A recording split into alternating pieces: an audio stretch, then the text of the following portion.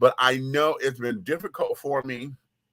When I started gaining the weight, I'm gaining in 20-pound increments over a year. Okay, it's in a year's time. So while I was in school, I was burning the candle at both ends. So I was eating a lot of candy trying to stay awake. Okay, and it wasn't working. Okay. Plus, y'all know I've had the gastric sleeve 9 years ago. No, actually no, 10 years ago. It'll be 10 years ago 10 years ago, August 21st, 2012 was when I had my gastric, and I had the gastric sleeve. So over the time, I had lost 200 pounds. Okay. Well, I gained almost half of it back. I gained 80. Okay. So I've got to get that back off. I'm still not as big as I once was, honey, because I was almost 500 pounds at one point. Now I'm at 380 and I need to be down at 290. Okay. So that I can, absolutely enjoy what it is to be that way. I like buying clothes at the smaller sizes and carrying on. I love being my optimum. If I had my fairy tale weight would be a waist 38. But as I'm looking at that, I look anorexic at 38 waist now. Okay, now. But I like being 42s and 44s up in there. Yeah, baby. A 42, 44-inch waist is sitting on your sister, honey. Okay. So because of that, now I'm back up to 46s. Basically a 46, sometimes a 48, and then depending on the cut of the pants. A lot of these dress pants that carry on, honey, would give a bitch a complex because when at a 44 waist, I had to go buy a 50-inch waist on this one pair of pants because it was like a European cut or whatever it was. I said, bitch, when I was this size, no. And that was when I was at a 44 waist. So now, depending on the pants, like when I'm getting dress pants or whatever, I would have to get them much larger. And when I started losing the weight, I said I did not want to have any 50 anythings in my closet again. Okay. I like my jackets to be back. I like to be in a 56, 54, 56. I'm at a 58, 60 again, because of the weight and all of that. So no, we want to take all that back down. And so that means I'm going to have to do the work. Okay. As struggling as it is, we're just going to have to do the work and be about it. So if I can get, some workout partners or whatever, I still have not talked to my complex to find out what. I have a full gym over here in this complex that I have not used. I've been over there. I've done rehearsals in the space and carrying on. I have not looked at that damn thing to really go and utilize the equipment, in any kind of way. But I want to get on the treadmill so I can start walking. And most of y'all say, well, you can just walk anywhere. The thing about the treadmill is this. The treadmill will give me a rhythm. And once I get to a certain rhythm, I can stay at that pace on the treadmill. That's the one thing about doing the treadmill that I like, because once I'm at that pace, I can get it and I can be at that pace for 45 minutes solid. See, when I'm walking, just haphazardly, just walking or whatever, I saunter and sashay and this, that, and the other. And it's not really therapeutic for me. I mean, it's movement, but it's not giving me what I need to. I want to burn the weight. You know what I'm saying? And carrying on. I've gotten into the salads, but one of the things is, because I don't cook like I used to, cooking for hordes and hordes of people, even though when I do cook, I still act like I got hordes and hordes of people to cook for, because I don't, trying to cook singularly, it just doesn't look right to me. So I have a lot of food that goes to waste. So I will buy salad ingredients and carry it on. And if I don't make it quick enough, honey, I'm throwing it away because the tomatoes done went bad. The damn cucumbers, most of the time it's them damn cucumbers that go bad on me, right?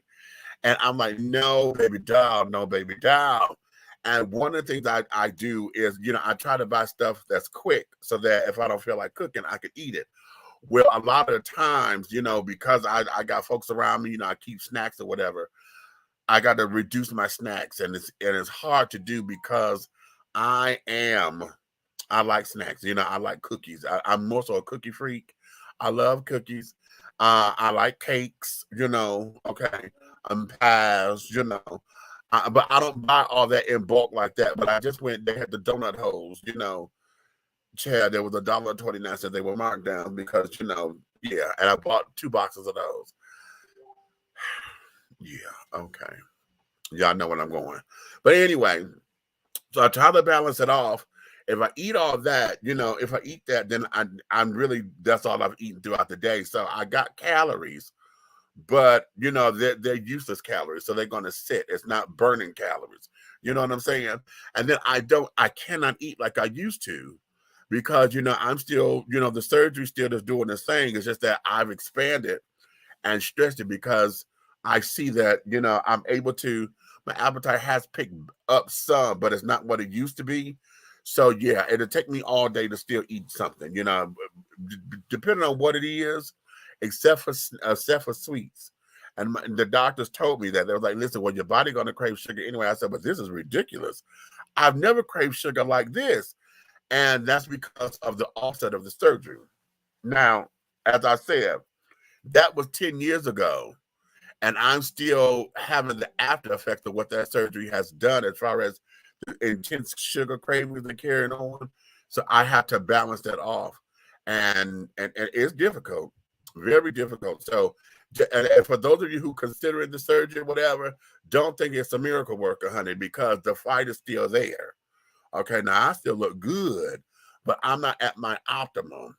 Okay, and I need to get back to my optimum. 290, honey, that's the goal. 290 pounds, bitch. I'm still thick. I'm still juicy and carrying on because I'll never be thin. Okay, even when I was thin, I wasn't thin. And carrying on, I just like that aesthetic. But being over 50 and carrying on, I want to get back down there because I'm asthmatic, and I'm noticing as I picked up the weight, I got to use my goddamn inhaler more and things of that nature. I don't like that. When I'm going down the steps, when I picked up the weight, I can feel the gravity pulling me. So I'm not gliding down the steps, bitch. I'm stumping like Attila the Hun or some damn body, honey, like I'm about to cause an earthquake or whatever. I don't like that feeling. So there is that. So I got to get, a workout thing together and walk with my music and things of that nature. I have got to find my iPod. I have an old iPod that was an 80 gig. Remember when the iPod first came out? I have one around here somewhere, and I got music on there that I need that I cannot find anymore. And I have a song on there that Christopher Williams sent me, honey, that he did not release. Okay. And I need that song in my ministries, honey. And I've been asking him, release this damn song, honey, so it can be available to the people. But I need this damn song in my ministries, honey, because, oh, my God. But it's on my iPad. And listen, how many of y'all are computer experts out there, honey? Because listen, I got some C drives up here. When my computers crashed on me, whatever, I saved the hard drives. So I got files on there that I need to have extracted from there. And the song is on one of them, And I thought, listen, for those of y'all who are Apple children and carrying on, how can I get into my Apple account? Because even when I go to my account now, the music, you know how when you put it on your iPod or whatever, it's supposed to be in your account because you upload it and it's saved into your Apple account, right? My music ain't there. I don't know how to do that.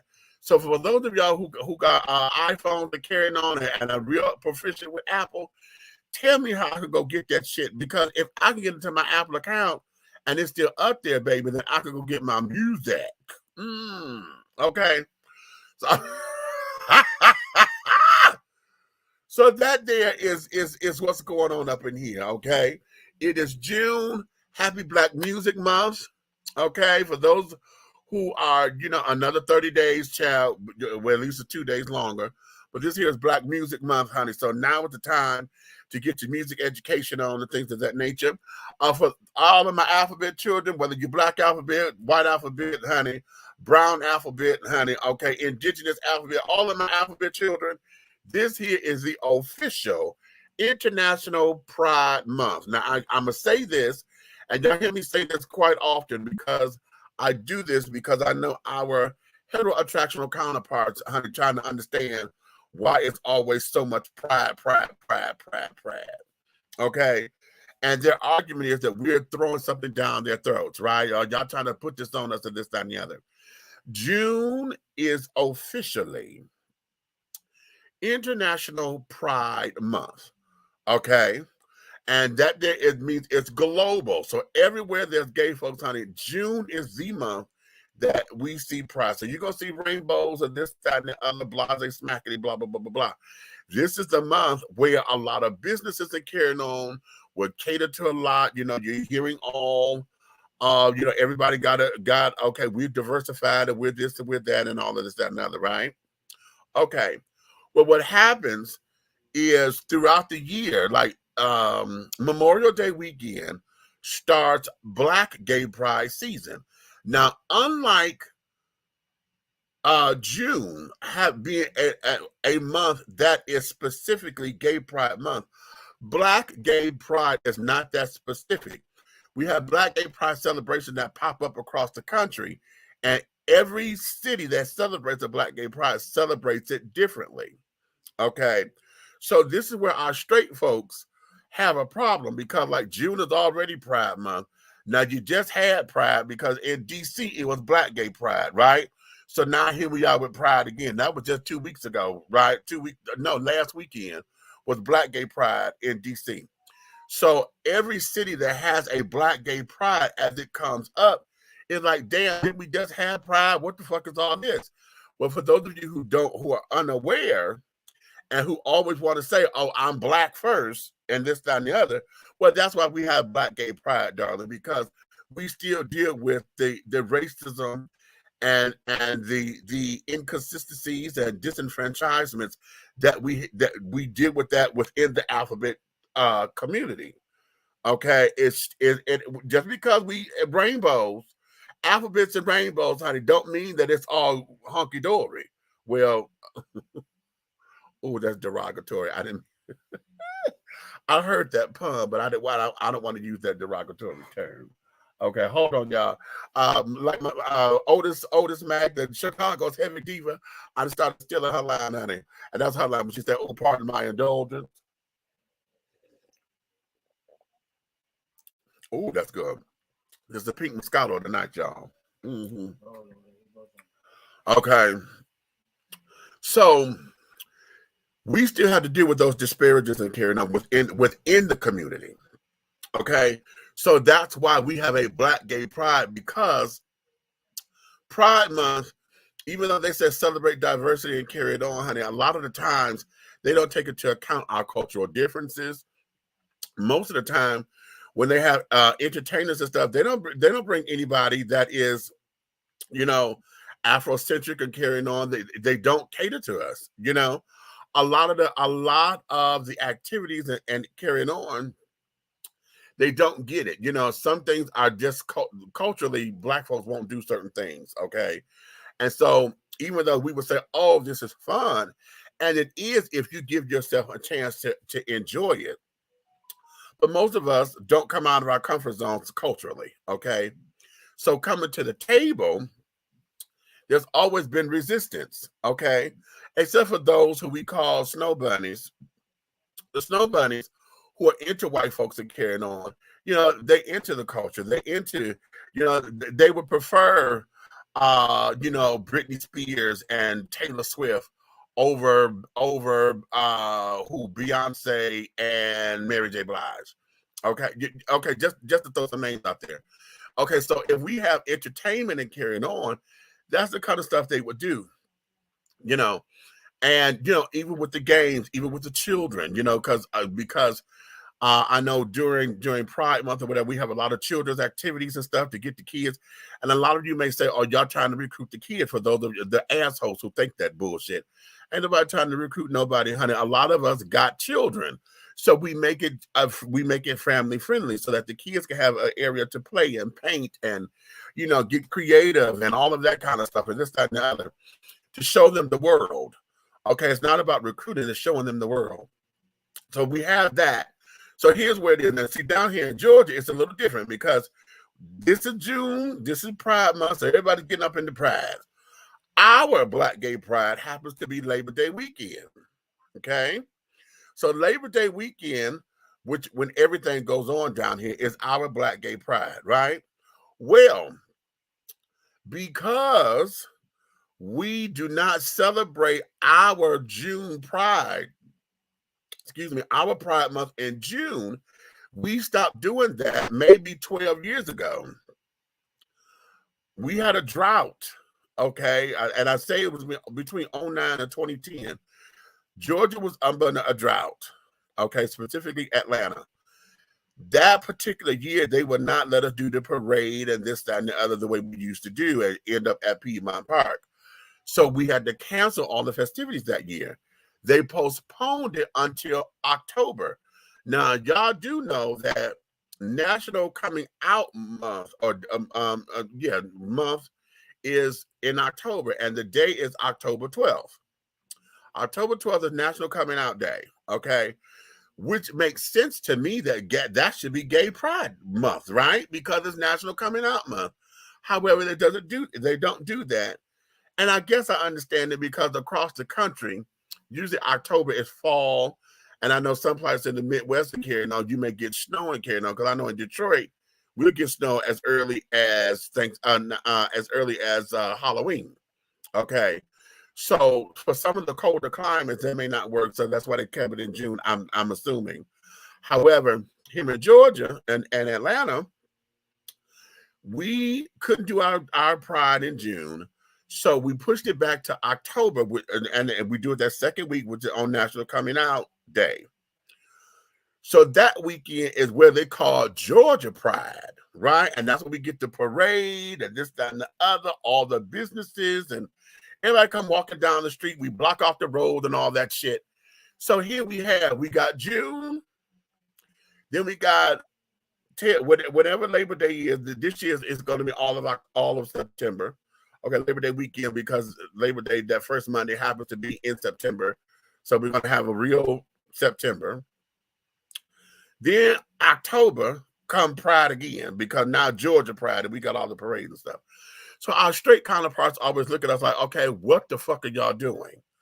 Okay, I thought we just had Pride. Why y'all so got that? What you proud about? Okay, what you proud for? You know? And to that, not understanding the politics in it and carrying on, a lot of folks would get a little hesitant. Some of the resistance that we experience and carrying on is what that is. And even still, again, our Caucasian counterparts, honey, are not as forgiving or forthcoming when it comes to inclusion in cultural things. So that's why, if you wonder why there's so many prides and why it's always going down, that's why. Now you hear me talking about just regular pride between pride and black gay pride. I don't want to call it white pride because everybody would say that. Oh, but when is white pride? And I hate when folks do that. Okay, I hate when folks do that, but I know what they're saying. Okay. So now y'all know I just came back from Big Boy Pride. Okay, because we throw an event and we call it Big Boy Pride. Why? And it's for big boys of color. Okay, because that's another thing about the alphabet children. If you hear the bear community, which is supposed to be all inclusive, because the bear community is supposed to be those who are big guys and they're hairy, right? You got the beard, the mustache, and all of that. It's a look, it's a culture, this, that, and the other. Those who got body hair and carrying on, and basically they look like bears. You know, they're big and hairy and blah blah blah blah blah. Well, again, because of the racial divide, we don't have all of that. So black boys, we call ourselves big boys, okay? The big boy community.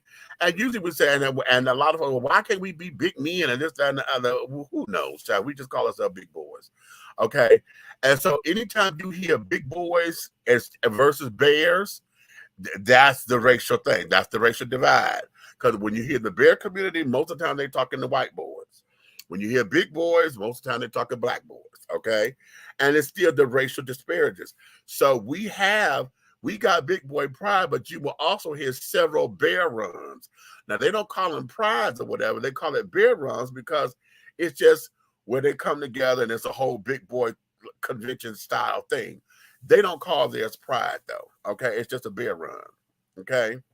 So that there are some of the differences. So just to give y'all a little background on why all that's going on and why I'm saying Happy Pride Month and carrying on right now. Y'all do know that Juneteenth is coming up, which is a national holiday now. And we're going to talk about that in just a few minutes because I want to get about this ice cream, honey. I'm sure y'all heard about the ice cream, haven't you? You've heard about the Juneteenth ice cream, right? We're going to get into that in just a few moments. We do have also, what is this? This is the 6 years, the 6 or 7 years now for Pulse, the Pulse massacre. Okay.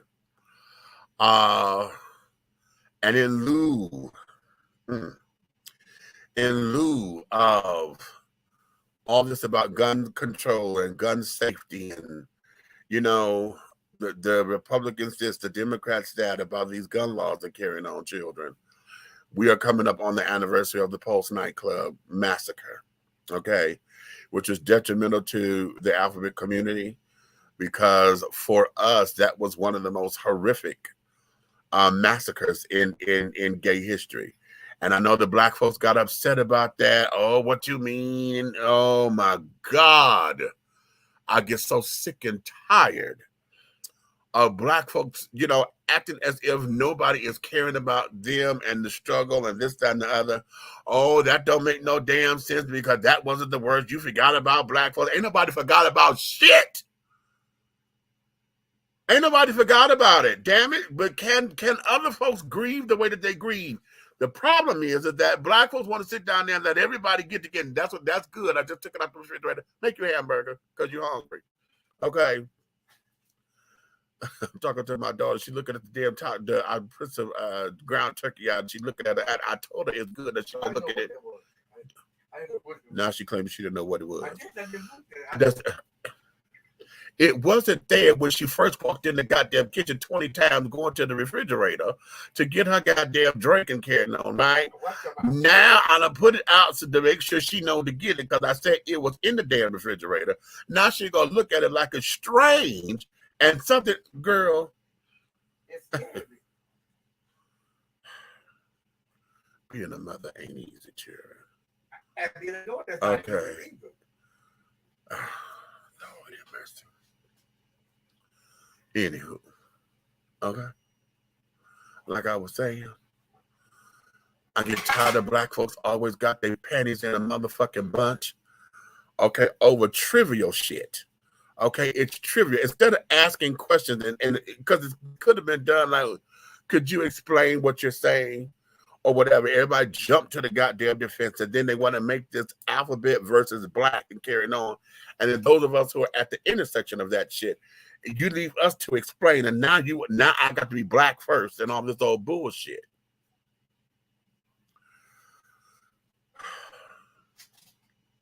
Okay. It gets very disheartening and carrying on because it's like, why do I have to choose? I am both. It's just like an interracial baby, honey. Whatever they raise, they both. The mama and the daddy that created that child, they are both. Why do I got to choose? I am both. Okay, and all you motherfuckers, honey, could go to hell as far as I'm concerned, because shit, you got me in the middle of a fight that ain't got nothing to do with me. And even if you're not interracial, for those of y'all who come from broken homes, your mom and daddy arguing and carrying on, mama say, come here. No, daddy say, come here. Mama say, don't you move. You better not move. I said, come here. That's my child too. See, and now y'all want to put me in the middle of y'all shit. I'll tell you what I'm doing. I'm going to leave both of y'all the hell alone. I'm going to go to my room. Y'all figure it out. Because I'm not finna do this. Okay?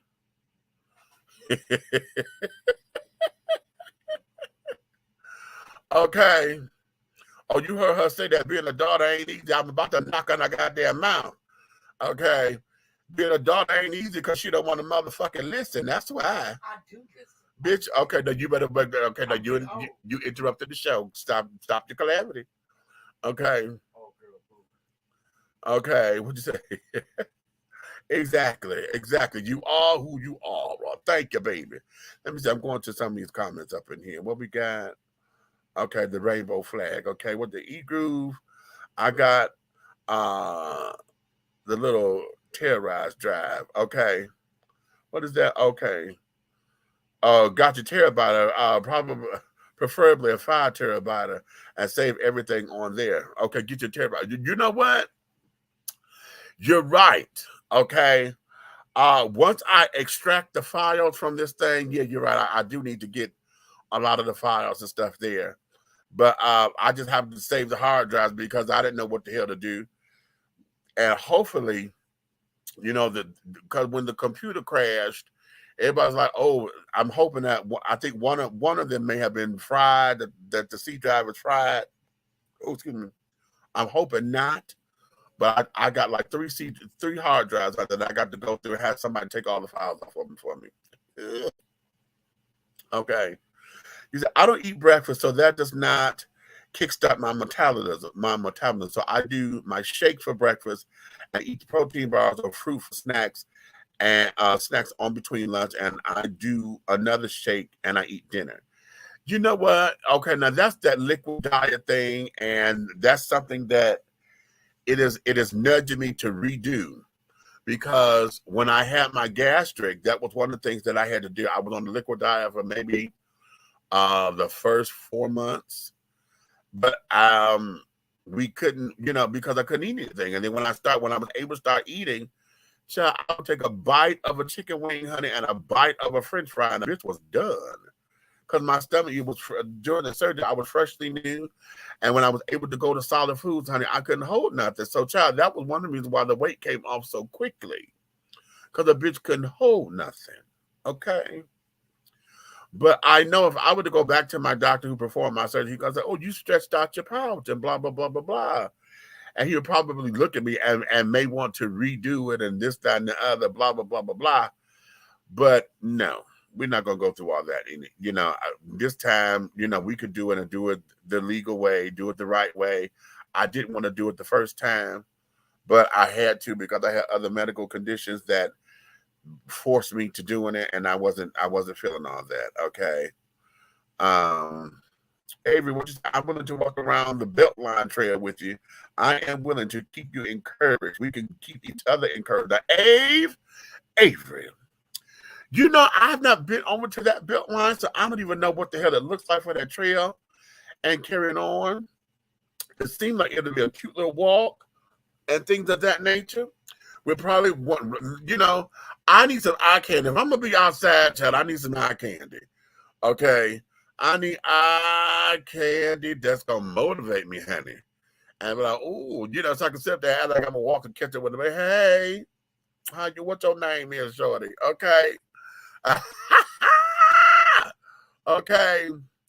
Good evening. Okay, that's the Buckster up in there. Okay. Let's see, with the treadmill, you can adjust the incline as well. Yes, this is true.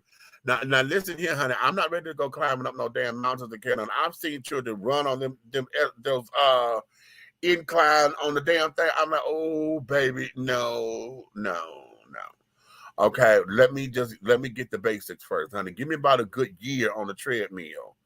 Okay, then we'll be ready to talk about doing some kind of incline or something. Because just to challenge myself so I can get used to it, and et cetera, and all of that. Hey, what's that nephew that came up in here? What's going on? Where you been, child? Ain't nobody heard from you in a little minute. Okay. Oh, Israel, okay, is in the building. Get it, shorty. Okay, right, you understand, shorty. Yo, shorty, what your name is? What your name is? Okay. But I don't talk like that. I've been accepted and say, hey, baby, what's happening? Yeah. Okay. You said I go to the pool too. You know what? Now, I do want to get into some water aerobics. Darling. Yes. Okay. I remember how your mess gave you trouble. Yes, you remember that, don't you, honey? Yeah, because it did. As a matter of fact, I didn't sign up with one of them damn class action lawsuits children. They had somebody solicited me, one of them lawyers. Okay. But here's the tea. They want to do all this work pro bono and carrying on. Oh, we going after them, and we could get you a bunch of money and carrying on. And let me tell y'all something, honey. Pro bono work, anytime they come to you and say they're pro bono, they're going to take 40% whatever the winnings are. 40. And they take that much because, of course, they're paying for this. They got to pay for this. They got to pay for that. Transcripts, medical records, you know, all that kind of stuff they pay for. Okay, not to mention the cost of the traveling and this, that, and the other, whatever they have to do. So to recoup what they paid for and this, that, and that, because this particular firm, basically, they made it sound like they were doing me a favor. They were going to take 30%, right? That's their fee, the 30%. But then I was going to have to, you know, another 5% was going to cover administrative costs and this, that, and other. And then what was it? Another 5%? The way they broke it down, I said, bitch, just say 40%. Because if you done broke it down, that's what you done took, 40% of the money. So I'm like this, honey, you got to make it make sense to me. Because when it's all said and done, and after taxes and after your cut, I want at least $50K in my pockets. Okay, the thing can't be $50K total. Because after we done did taxes and after you done took your 40%, honey, that's only going to leave me with about maybe 15. Okay. Okay. But since they solicited me, honey, and this, that, and the other, I'm like, okay, whatever we get, honey, it's a win-win because shit, I didn't come after y'all. You know. Okay. Trent. I had the sleeve, baby. Like I said, I had mine. It was 10 years ago. Come August 21st is when I did mine. But since that time, in that 10 years, I've gained 80 pounds. And I didn't start doing that until 4 years ago. Okay. Wait a minute, is that right? No, 2016. I started going to school in 2016. I started picking up weight maybe 2017, end of 2017, early 18 is when I started noticing I was gaining weight. So, and that's because I was going to school and going to work, and I was eating a lot of candy to try to stay up. So every year, right when I graduated in 2019. So at that time, I had gained 30 pounds, okay, back. And I was like, no, it was 30 pounds. That was, and I was like, oh, wow. Then I had gained another 10 pounds. It was like 20 pounds. I was like, oh, shit. Okay, wait a minute. Then I had noticed that I had gained it. And then when we did the lockdown, my last weight gain came from, no, not the last. I started, and then within this, as I'm still working on weight because I know I've been in this whole thing dealing with the loss of my son and my mother. So that there has put me into a space. So I now, you know, we're trying to get clear on this because I don't like this. You know, every time I take pictures or whatever, usually, you know, this has always been here, my little turkey little neck. Okay, this has always been here, but I know when I was losing the weight, it looked like it was double lined or whatever. You know how old folks look when they lose weight and it starts to look like their neck is splitting and shit. Yeah. And now my laugh lines are still here. This is what let me know I'm not as big as I used to be, because these laugh lines didn't get here until I started losing the weight. Okay, now everybody keep talking about you need to get some fillers and carrying on and this, that, and the other, but I don't want to put all that in my face, you know? Yeah. Okay, how much can you eat now as much as you did before? To say, hell no. No, I can't. My appetite has picked up, but I can't eat like I used to, child. Lord, no. Listen, my eyes are still bigger than my stomach. So y'all will see me put some shit on the plate. And you may not experience this because it's different for everybody. But I know for me, 5 to 7 bites, and I have to put my fork down and stuff because I'll be full. And so if I make this gorge out on a fucking plate, it would take me 8 hours to finish a plate, especially if I'm at work. Because I'll take something with me, like I'll do something and you know, make my lunch or whatever. And it would take me all shift to eat it. Okay. Depending on how big I make it. But most of the time within the shift, between 4 to 8 hours, it'll take me to finish something that I prepared, unless it's junk food. Now, that's the part that gets me. And the doctors keep telling me, well, your body craves sugar and this, that, and the other. And so your body's going to react differently. However, with the sleeve, your body will not be able to absorb as much sugar as you used to. For those who have the complete bypass, your body won't be able to absorb any. Okay, until you start getting used to, once you get used to it. So that there is that. So you will know it because I still go through this now. If I got too much sugar, I'll get a headache. I'm like, oh, wait a minute, And then sometimes my stomach will start rumbling, but okay, bitch, no, you done had too much sugar, and that's crazy. And so to balance it out, I got to go drink a lot of water to flush. And I'm gonna tell you now, make sure, because it's going to be very important, that even if you don't feel like it, you're going to have to drink water, because the sleeve, that's how I got into a lot of my medical issues, because I wasn't getting enough fluids and I wasn't passing like I should. That's how I got the intestinal blockage that ended up gangrening and carrying on, that sent me on my spiral that I was on for all that time, because you have to get fluids, and you won't be able to gulp like you normally know how to gulp. I'm going to tell you now, learn how to sip. Before your surgery, learn how to take and just sip. And it's going to be difficult because we just used to taking the cup and we like to, we put a lot in my mouth and we gulp or swallow. Sip. Even if it means sipping through a straw, learn how to sip so that you can get the fluids in you. Because in the beginning, the first 3 months of this, you are not going to be able to do anything.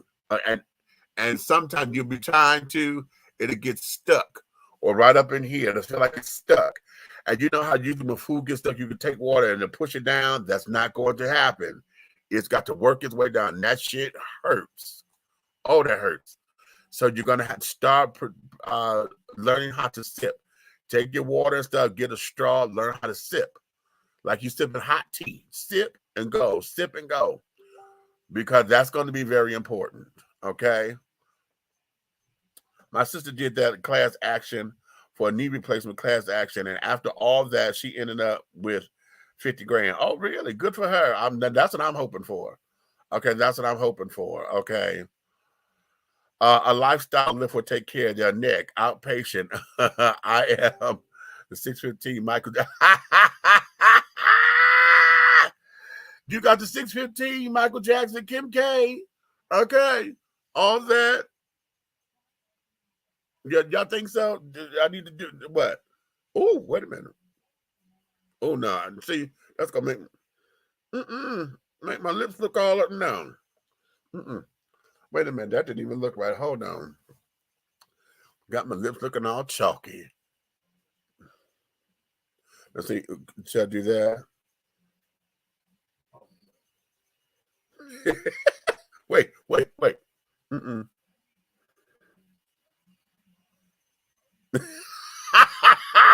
No, oh, Lord. Let's see.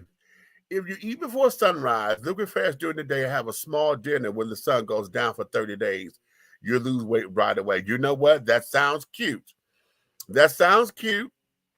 Here's what, but I'm realistically speaking, I know this is what works for me that I'm going to have to get back into. Number one is increase my water intake. Okay, once I increase my water intake, that there would be very, very helpful. So, like right now, I try to get up to a gallon a day. I know some days I don't, but water, I need to be about at a gallon to a gallon and a half of water a day. Okay. Increase my fruits and vegetables, particularly dark leafy greens. Okay, so your spinaches, your dark greens. Okay, your green, and all of that. For those of y'all who like to eat salads, iceberg lettuce does nothing for you, baby. Always remember, the darker the green, the better the salad is. Okay. So if you get romaine and radicchio and those kind of things, that there will do you some good. The darker the greens, the healthier the salad is for you. Okay. The darker the greens, the healthier the salad. Now that means that you can't go through and slop it up with a lot of salad dressing or whatever. I've learned how to dip. You know how the children you see on the TV, they get a fork full and they just dip it into the salad dressing. I've learned how to do that. That actually works. Okay, versus taking the salad dressing and pouring it all on, and then you end up mixing it up and carrying on. Yeah, but I usually dip, and it's just enough to give me enough flavor to where I can feel like I'm having a salad or whatever, and carrying on. So yeah, and then too, I've learned how to get some lighter dressing because I like ranch, and okay, ranch dressing. Side note, how many of y'all know that Hidden Valley Ranch was made by a black man? I'll tell you that in a minute. But I like ranch, but I started to get into like some the vinaigrettes, raspberry vinaigrettes, and carrying on. I like those. I like a balsamic vinaigrette too. And carrying on. Just so that I can have introduce my palate to something light and carrying on. Vinegar. What is it? They take olive oil and lemon juice and a little vinegar. And carrying on that kind of things. Yeah. We do all that. So that there is cute. So we're learning and carrying on. I just got to now. I just got to get in sync. I do a lot of talking. Lately, I've been doing a lot of talking and carrying on. I have not been. My follow through has not, and I've got to start following through with myself. I can follow through with everybody else. I just got to do a little bit more following through for myself. But I get into these slumps and carrying on to where I'm like, oh, it's just me. But I'm like, no, bitch, it is you. It is you, and you got to do it for you because y'all know, honey, I'm not leaving here before I turn 125. So we got 80 some odd more years to do, bitch. Okay. Ooh, okay. Hello. Okay. You said I use vinaigrette dressing. Okay, yes. Baby spinach is so good. Yes, it is, honey. Listen, have you tried that on a burger? Like when you do your hamburgers and can on, instead of using lettuce, you put baby spinach up on there with a girl bath. Okay, get out. Okay, get out. I use Botox, Juvederm, and I've had a mini brow lift. You'll lay down 50 and get up 30, honey. It's worth it. Call me the black. Not the black Burt Reynolds. Okay. Self-care is ultimate love for yourself. Hello now. Okay, hello. Is that the ultimate love? Okay, come on now. Let's say that's the greatest. And she said, no, we know we're beyond greatness. This is the ultimate, honey. I believe the children are our future. Ow! Okay. Teach them well. Let them lead the way. You know what? Funny story. Somebody was trying to clock my tea, right? And the way how he did it was I was working in a adult bookstore at the time. And Coming to America was the hottest thing. That was the show, right? And of course, because of Sexy Chocolate, honey, okay? Randy Watson. Because Randy was singing that song, it came on the radio, right? And so I'm singing it with the song, and it was George Washington's. George Benson's version, and I'm singing it. So the guy come up, my customer, he said, "Man, you tickle me so much." I said, "Tickle you?" I said, "Why I'm tickling you?" Oh God, because you just remind me so much of that damn movie, that damn Coming to America movie. You just remind me so much of that. I said, and I just started laughing. Because I said, okay, baby, you trying to say you clock my tea, honey. Okay. And want to ask me if I'm gay. But Lord, yeah, honey. So you know what, get straight to do all that crazy ass shit. It's either that or because, I talk and I sing when I talk or whatever. Oh, child, you remind me so much of that kid of Hollywood from did you see the movie Mannequin? Did you see Mannequin? Oh, child, you remind me so much of that Hollywood. You're so funny.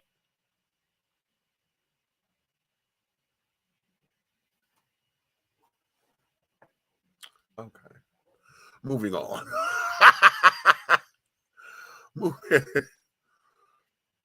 Okay. Show us the beauty inside, honey. Ha! Come on now. You know it.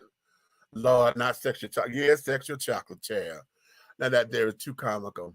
But here I said I was gonna segue into something because we were talking about a couple of things, right? A couple of things. And let me go here because where do I wait a minute, where's my clip? Oh damn it, I didn't load the right I didn't finish loading all the clips. Okay, well listen. Let's go here because we were talking about the Juneteenth thing, right? I'm talking about Juneteenth. I mentioned the massacre, you know, the Pulse massacre and things. So I'm going to tie a lot of this in together. Because I have not loaded up the Juneteenth stuff, let me go here to the massacres first because it's heavy. But listen, I'm going to play this video here because I want us to get into this, okay? And as those of you who are parents, and you know how you will move heaven and earth to protect your children, we have just gone through just a horrific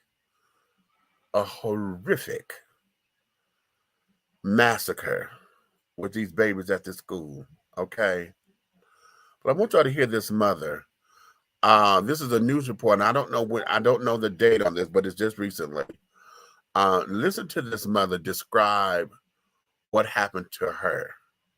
Okay, let's listen to this. Right away as I parked, U.S. Marshal started coming toward my car saying that I wasn't allowed to be parked there. And he said, well, we're going to have to arrest you because you're being very uncooperative. I said, well, you're going to have to arrest me because I'm going in there. And I'm telling you right now, I don't see none of y'all in there. Y'all are standing with snipers and y'all are far away. If y'all don't go in there, I'm going in there. He immediately put me in cuffs.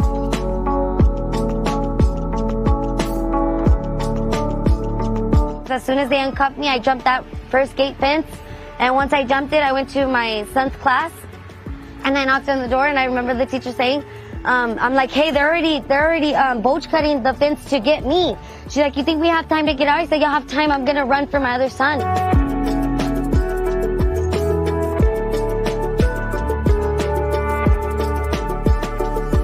So I start yelling and I'm being cooperative, and I'm like, well, y'all aren't doing what are y'all doing? Y'all ain't doing y'all need to be in here. Give me your vest. Somebody give me a vest.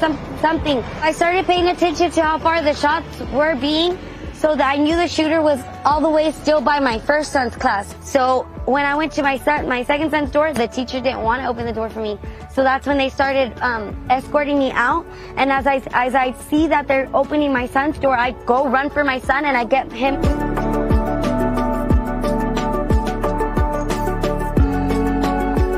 While you were inside the school, did you see officers there was inside not the school? one officer inside the school when I ran to my second son's class. There was not one officer.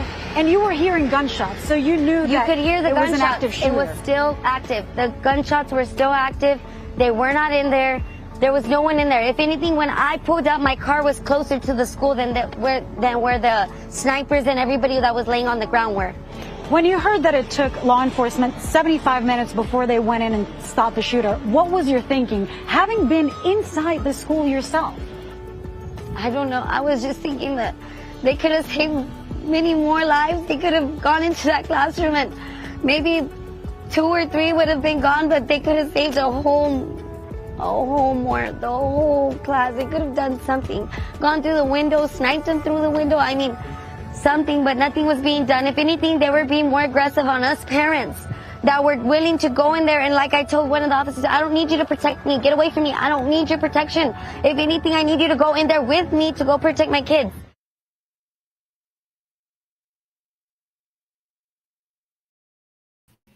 Okay. How about that? How about that? This woman said, fuck that. Y'all ain't doing shit. Okay, if you're going to arrest me, well, then we're going to go down together because I'm going to go get my babies. Okay? And here's the part that really is up under my skin. Okay? The part that has me up under my skin is The officers that had children in that school went in that school and got their own children and did not rescue anybody else. Now, I'm on the fence with that because I get it. As a parent, I got it, right? At the same time, if you found a way to get up in there to get your kids, why in the hell did you take everybody else out with you and your kids? You understand? Why didn't that happen? Because that's your job. Your job was to be there to get these kids out of there. Why did you not? Because see, what has happened, it brought a bunch of skepticism and everything to the police force itself, to where now the whole entire force is under the investigation. Okay. What you say, Juana, I'm that kind of mother. So am I. Okay. Fuck all this. Okay. Now listen to what she said. She said, listen, I got away. Now I'm trying to figure out why they took the handcuffs off of her.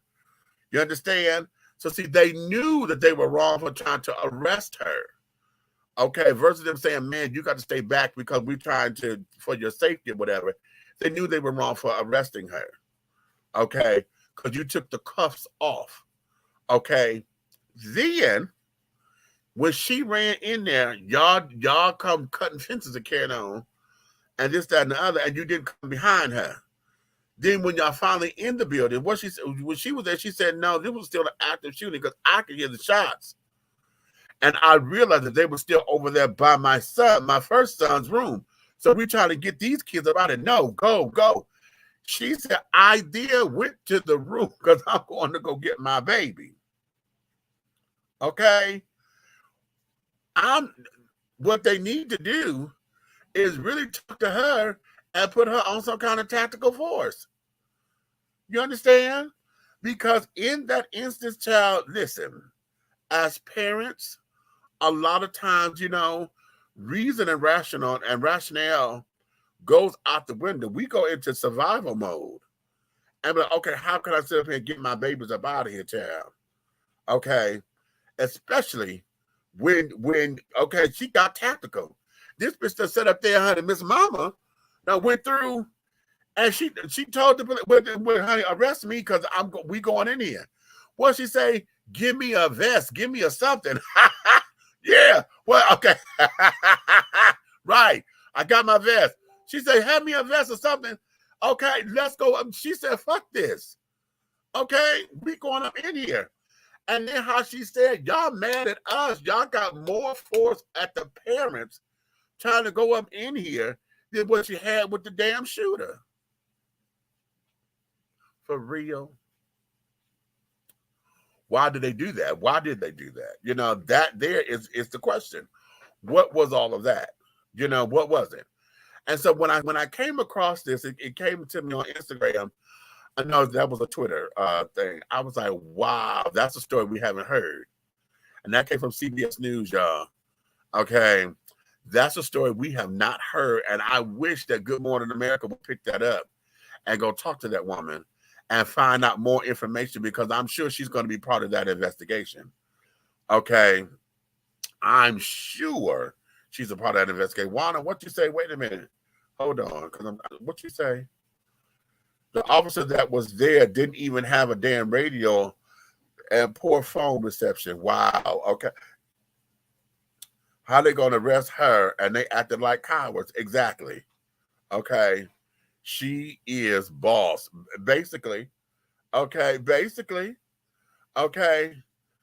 Gru, what you say? These police and authority figures are so fucking stupid. As soon as you get a badge and a gun on somebody, they think they know everything. They should have gone and saved those kids. Okay? Point blank, period. Okay. They're just prejudiced white men looting it over this Latina woman who simply was trying to save her son and some lives. They should have tried to do. They're just stupid. Okay? Just stupid. Listen. Hold on, y'all. Because see, here's some more that I want to share with you. Because this here, I said to this, if this, when I saw this, it broke my heart because I believe this here, the guy, this is his way of contributing or whatever for them, because it's so horrific. It's just so horrific that nobody could think of that. But look at this. Would you know my name if I saw you in heaven? Would it be the same? Okay, it's a short clip, but that man there had went through and he crafted the caskets for those grieving parents. Oh, wait a minute, that just hit me. He crafted those and gave them special, you know, I don't know how he did it or what, if he asked the parents what were their favorite, you know, whatevers or what did they like, but he went through and I don't know if he made them all yet. I just saw this clip, but I heard about it. He went through and was creating caskets for the parents and things. And how do you do that? You know, how to make it easier for them, you know, just to see that Superman casket, just to know most of them babies were 10 years old, you know, 10, 9, you know. How do you do that? You know, you're going to sit down there and just to think that that's going to be the last image of your baby. You know, it's just too much. It's too much for the world and not enough people to handle it. And I really want to find out who this guy is. And I want to bring him on the show so I want to touch his heart and see where this is going and carry it on. Hold on for a second. Go get that burger, honey. That's turkey. That's not ground beef. Honey, this turkey is not. It cooked quickly, and you don't have to fry it like you do ground beef. You need a little water in there. That don't make its own grease like ground beef does.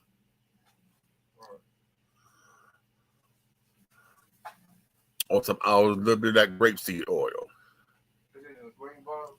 Yeah. Mm-hmm. But yeah, I want to bring him on the show, and you know, really, I just want to touch his heart, honey. I just want to touch his heart, and to see what that is. You know, I just want to see what that is, just to see what that is, honey. Just to see what that is. Now listen, I'm gonna go play something else. I'm going to play something else. And if this don't wake you up, honey, if this does not wake you the fuck up, nothing will. Have y'all seen this commercial? It ran as a commercial a while ago. And somebody just brought this back. Check this out. This year, my mom got me the perfect bag for back to school. These colorful binders help me stay organized. These headphones are just what I need for studying. These new sneakers are just what I need for the new year. This jacket is a real must-have. My parents got me the skateboard I wanted. It's pretty cool. These scissors really come in handy in art class. These colored pencils, too. These new socks, they can be a real lifesaver.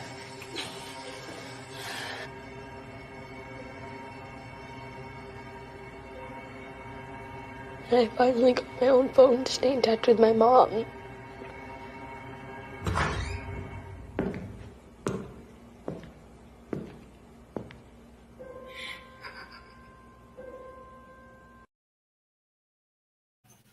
Damn. Can you stand there? Can you absolutely handle that?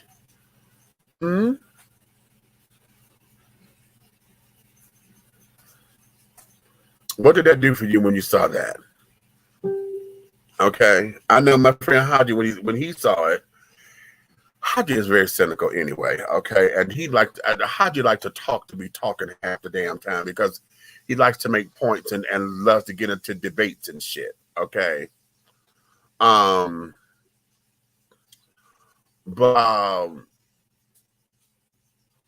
His thought was, so what are they saying? I forgot how he put that, but basically he was trying to question whether or not they were trying to glorify spending money on school supplies. I forgot how he put that, but it was kind of fucked up, right? But I told him, I said, this is not about the school supplies, fool. I said, this is the double entendre in it. Okay, because he called it some kind of capitalism or something. Okay. And I said, it's the double entendre in it. Okay. They're saying thank you for the school supplies or whatever, but this is what they had to do with them because, you know, they're going through all of this because they had to use it not for school. This here became a weapon. It's becoming tactical gear. There's one thing I saw on TikTok where the girl, the lady, bought her daughter a bulletproof plate to put in the backpack. Okay, now she said the name of the company, and I forgot what it, because I had went to it. Maybe I got it in my history, but I had gone to it, and them damn things are like $119, $189. Okay, for a backpack plate. Okay, to put in the backpack to make the backpack bulletproof. Okay. Why are we living in this kind of world? Huh? Why? And the question that I have is to my generation, because these are our children and our grandchildren. Okay. How did we let the world get to this particular point? Because this is us. The crazy is us. Okay. And we know what it was to grow up the way that we grew up and carrying on. How did we let popular culture dictate to us that this was supposed to be normal? How did we do that? How is it that we allow the teachings of racism and carried on to be passed down from generation to generation? Because that means that we did it, right? That means that we did that. See, these 10-year-olds and carrying on that's in school now, those are our grandchildren now. Okay, unless you started having kids late. I'm 52. Okay, I am 52. I told y'all this story one time before. If my girlfriend had told me yes, okay, the time that I was, ooh, baby, please, baby, please. Okay, if she had told me yes at that time, I would now be the father of a 30-something-year-old. Okay, which means that this would be his baby. See.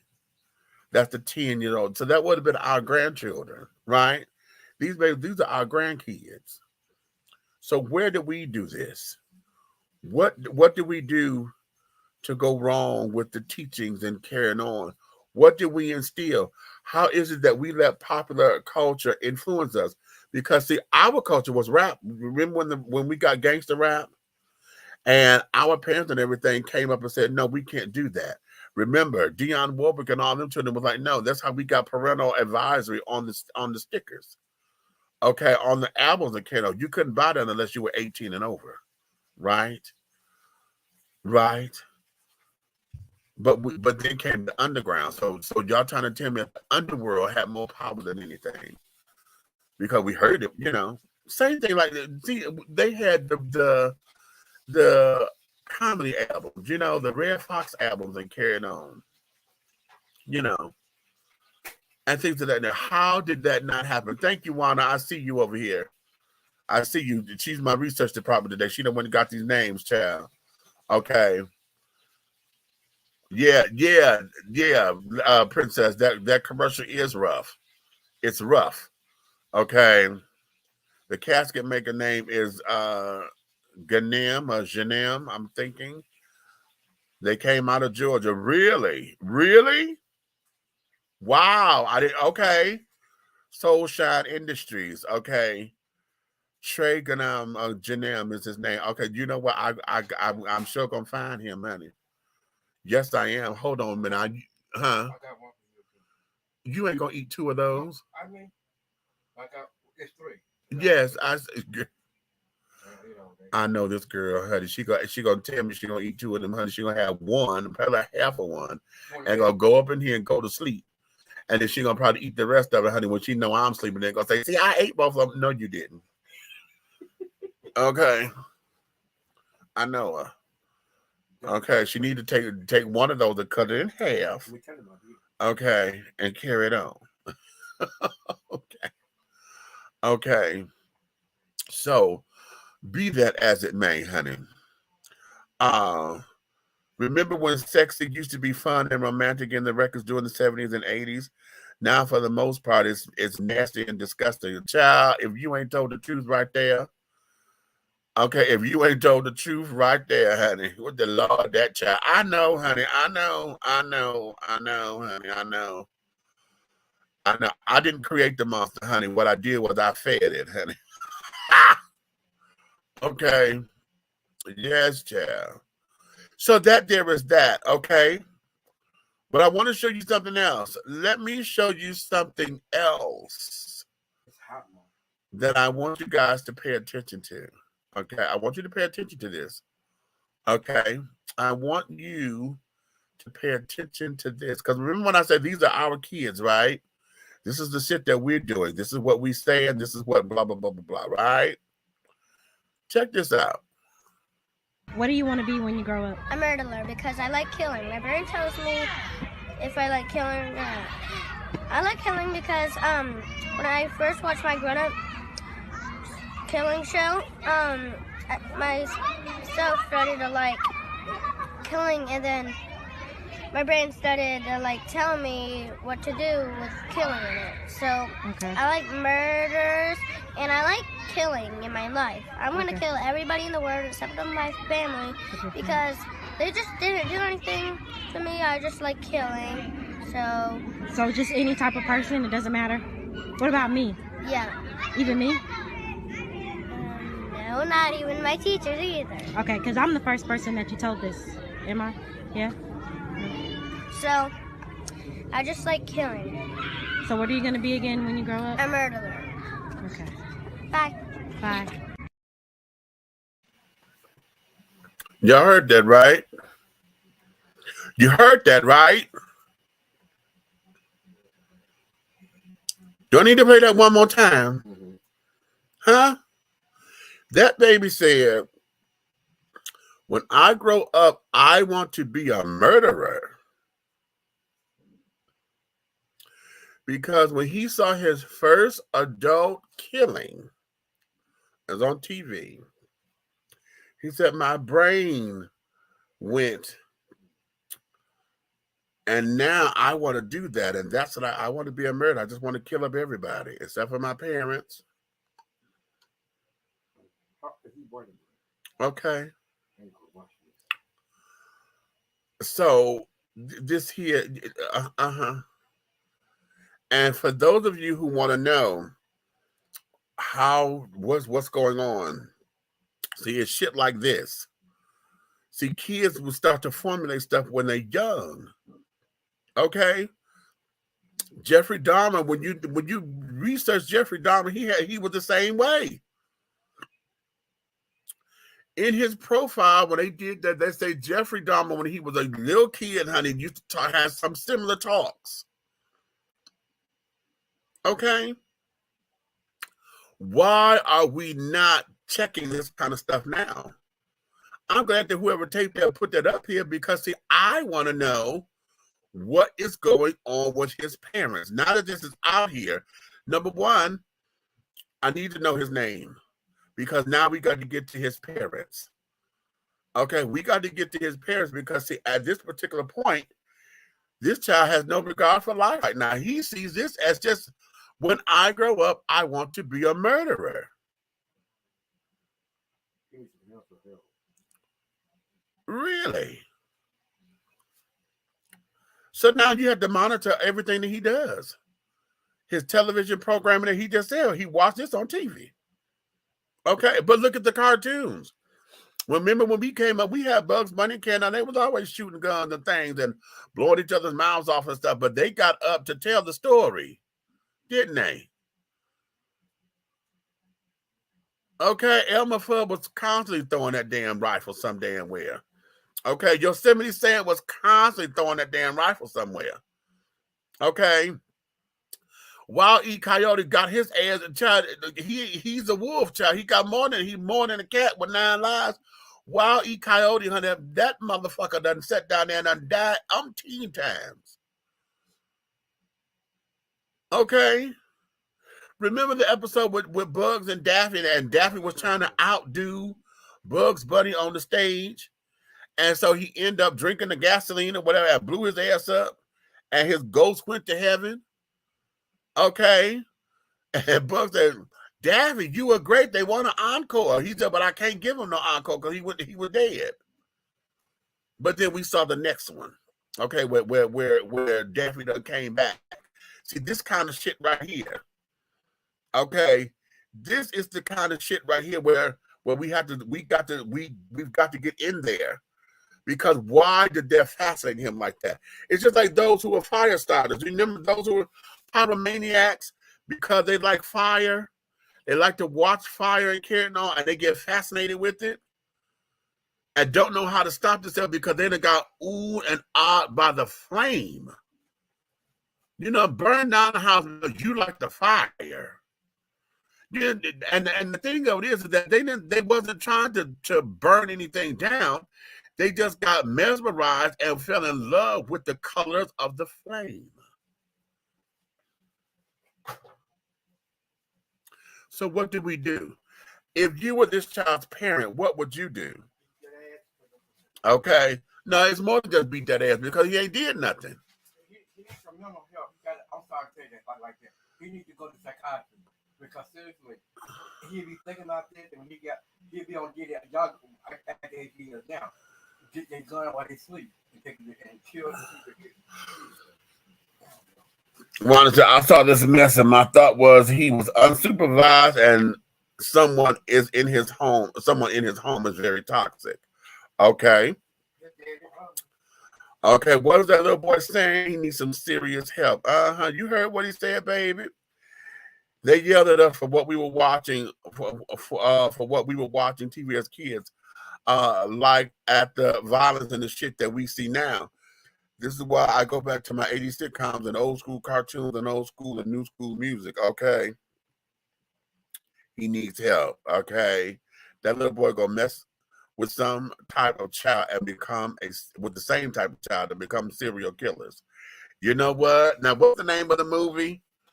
What's the name of the movie with Natural Born Killers? That's it. That has Woody Harrelson and what's my girl's name?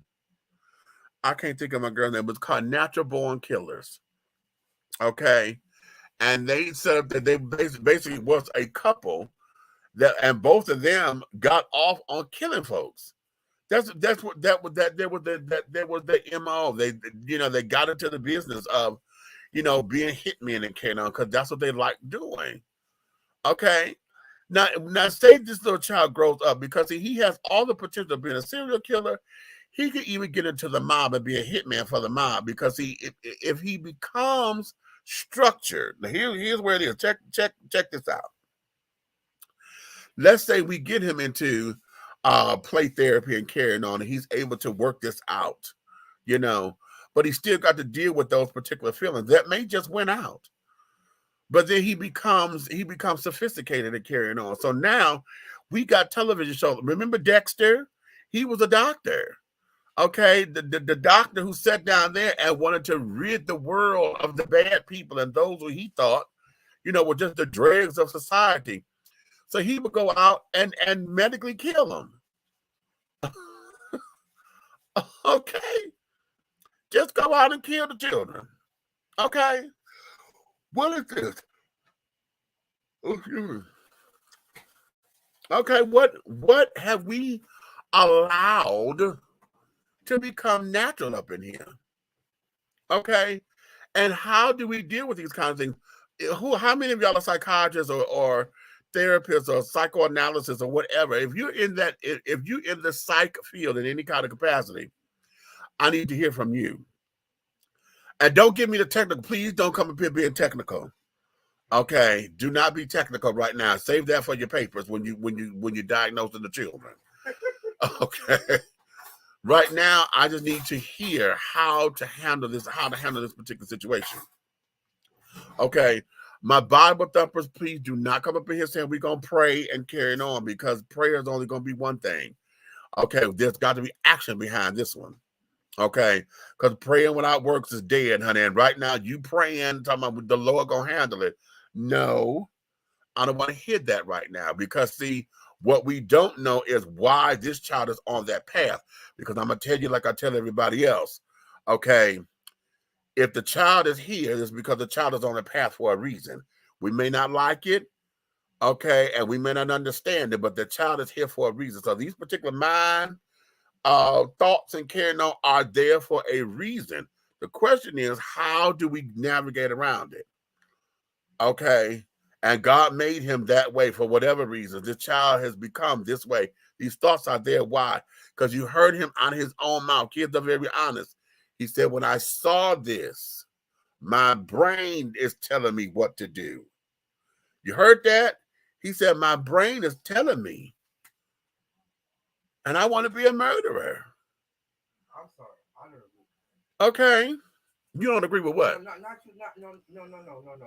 With me being a therapist at he may have been unsupervised if he was not unsupervised. If somebody was sitting in the room, they programming him to do. Also say this. I don't know about programming him to say that. This coming from him. He said, when I watched my first adult killing show. Let me play it again. I'm going to play that one more time.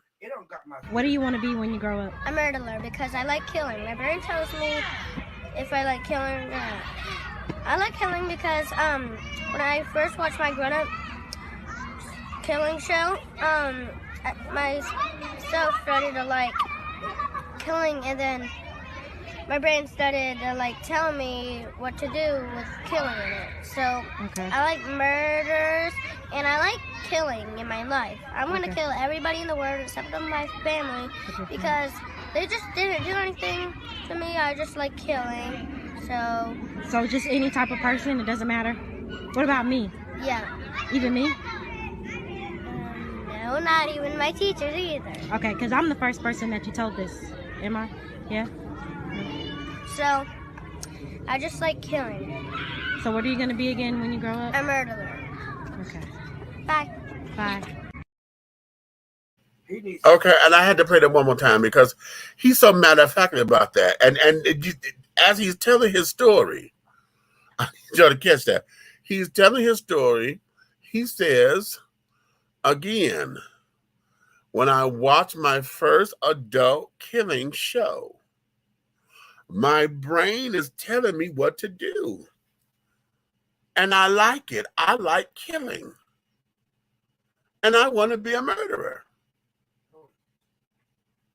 A murderer. And then catch what he said.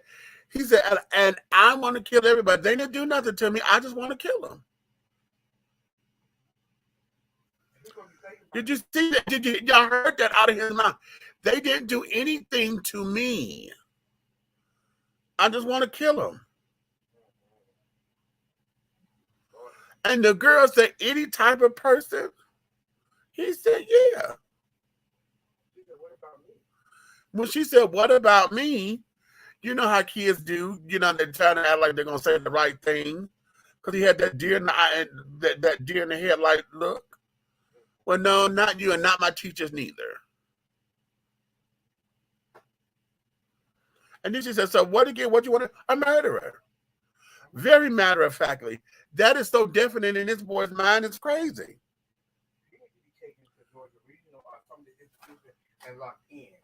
That is just, wow.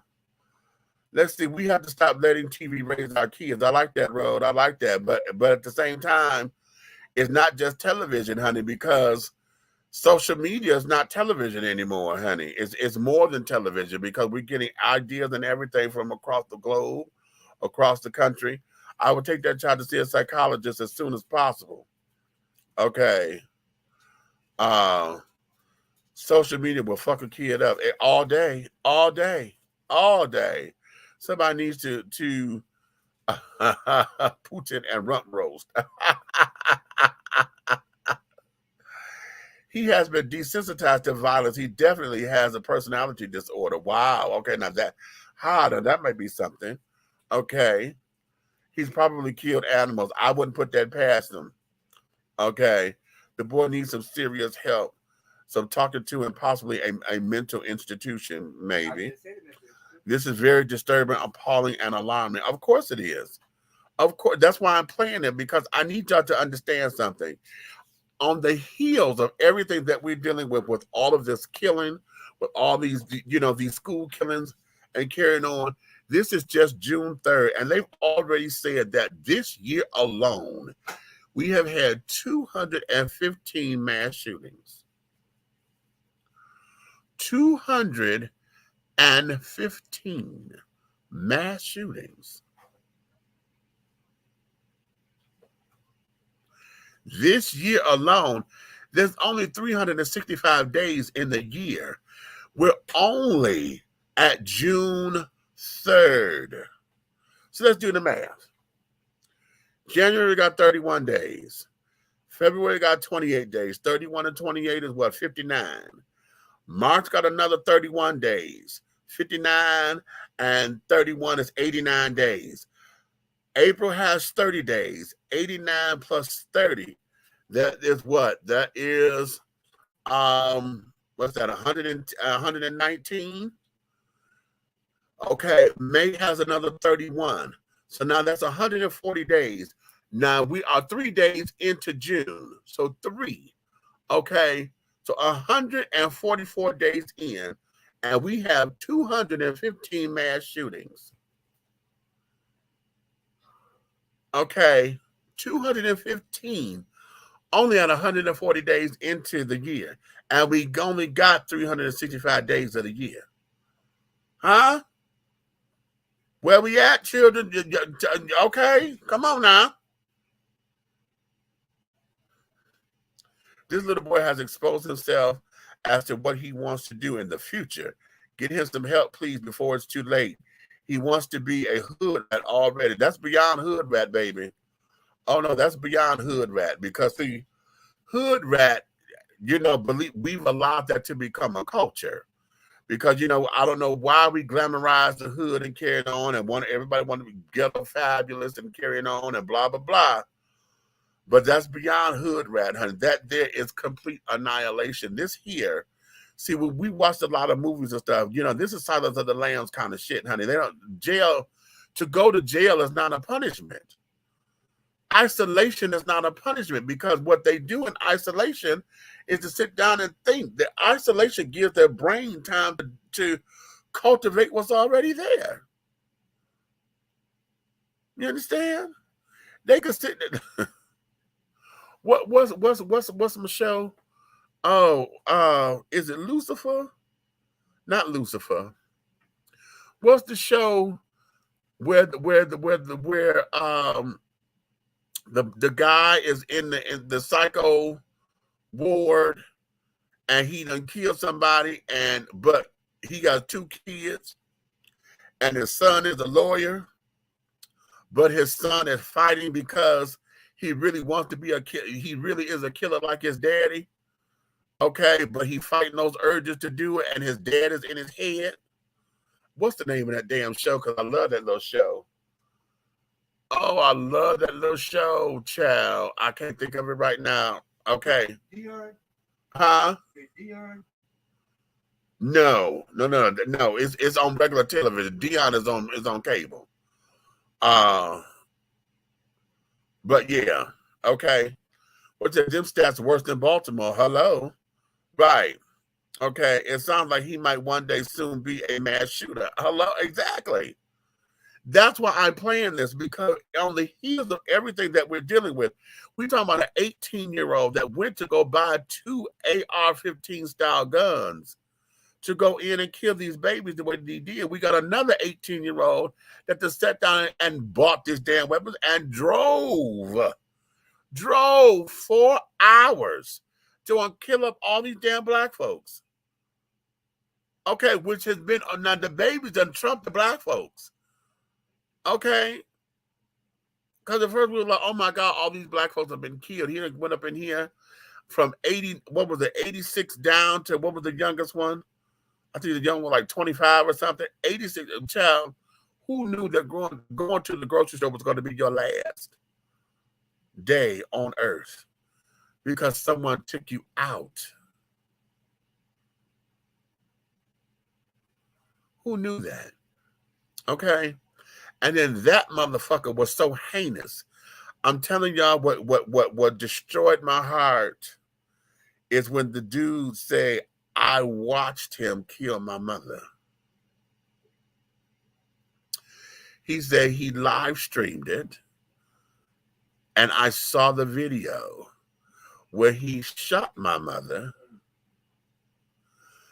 reloaded the gun, and shot her 2 more times.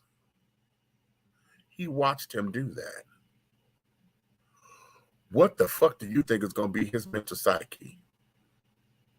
To where you absolutely saw somebody take your mama out here. I know for me, I'd be, oh my God. And I'm well put together, honey. But honey, I know if I'm acting as if I'm tough, I know on the inside I am burning up and I'm just a ticking time bomb waiting. You understand? So we have this little boy who looks like he's no older than 10 years old. If that, I know he's got to be between 7 and 10. Okay, I want to be a murderer. That's it, prodigal son. Thank you. That's it. That's it right there. Thank you, baby. Okay. Yeah. What do we do? Now I'm going to ask this question of y'all because I keep asking this question and I haven't gotten an answer yet. Because the fight is, we don't need new gun laws.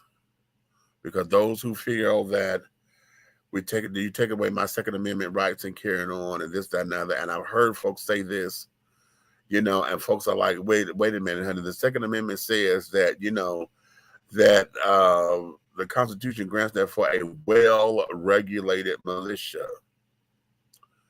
What is well-regulated? When you have those who are under the age of 18 being able to get guns and purchase them on their own. Okay. So if you feel as though we don't need any more gun laws, are you saying that the ones that's already on the books, no one's enforcing? And if that's what you're saying, why are we not holding police and officials, all those who carry a badge, why are we not holding them accountable for not being able to enforce those laws if they're already on the books?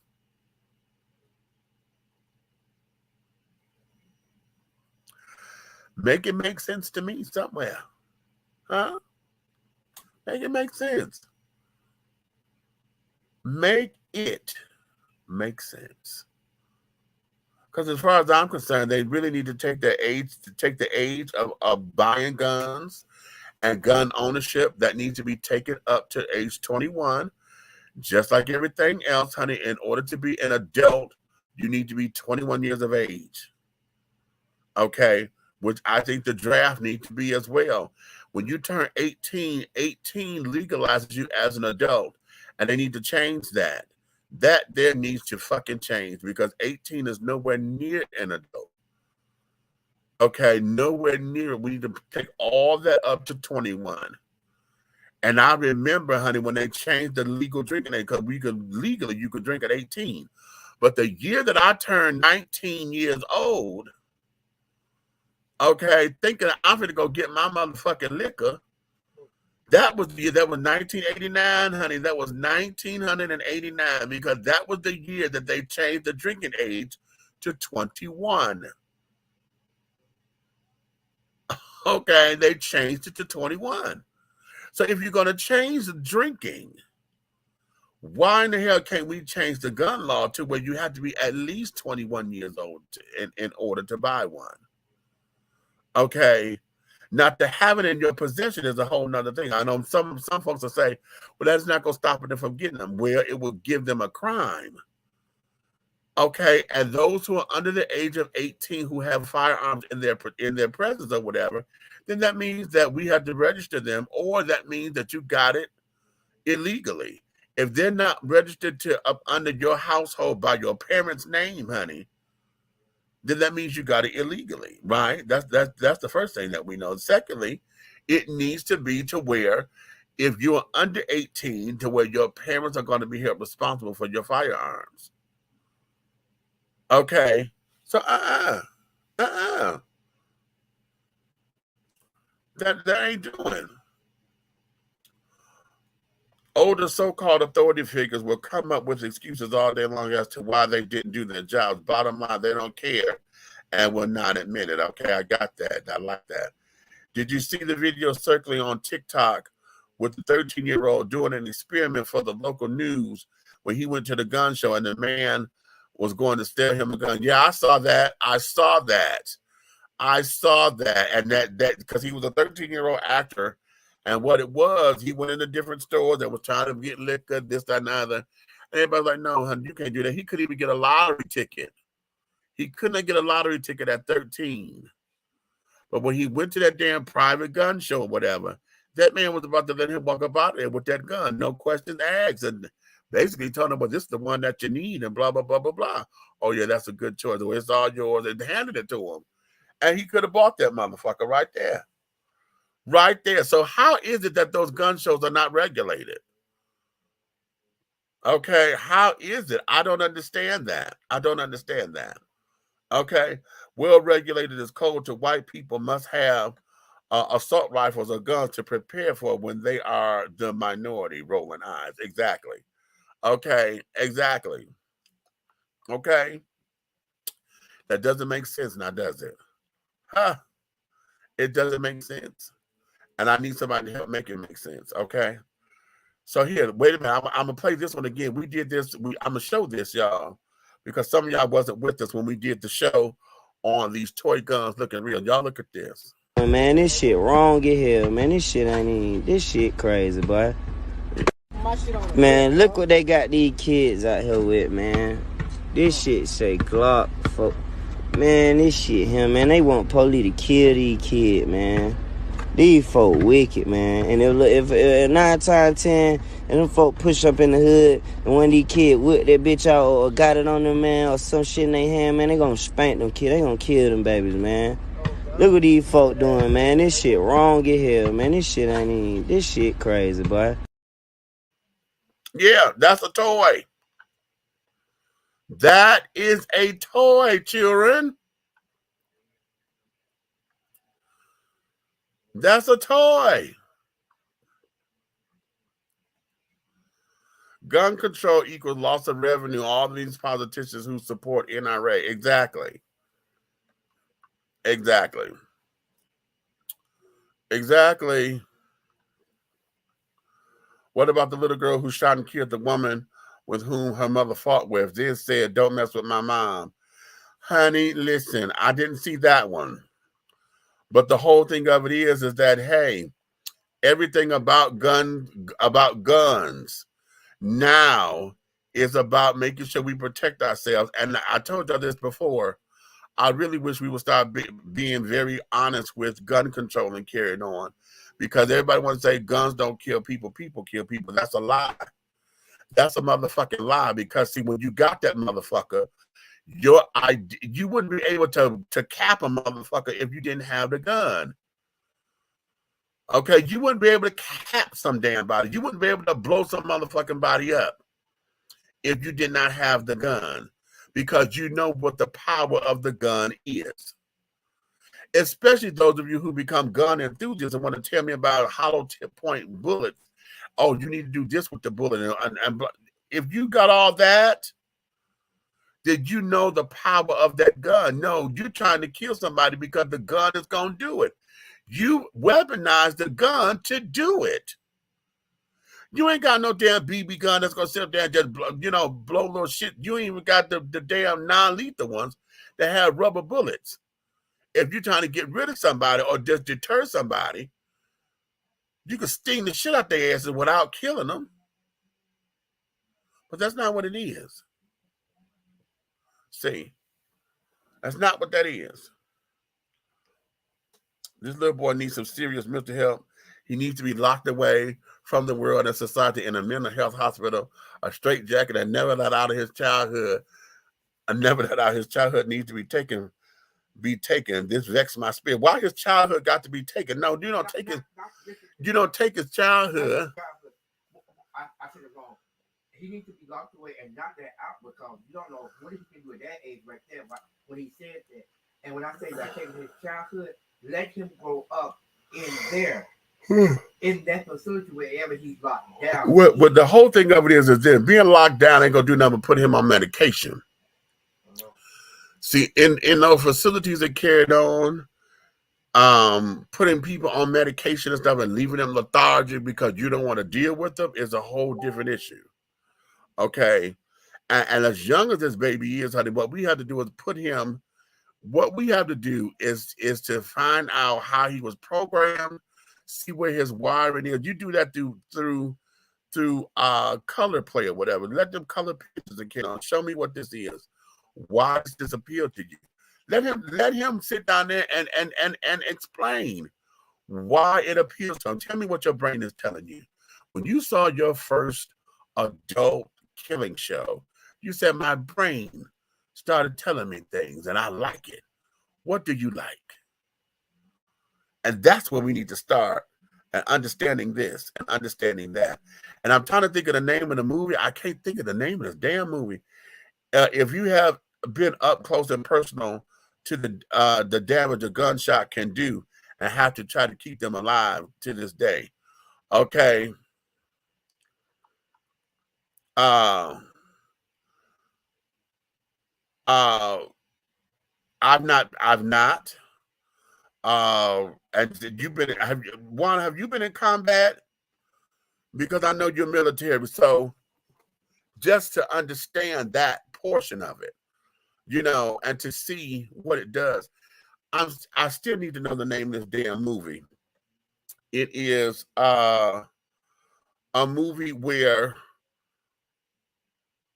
I forget who was in it. They took the gun, and they were trying to get the baby's attention, the little baby's attention, right?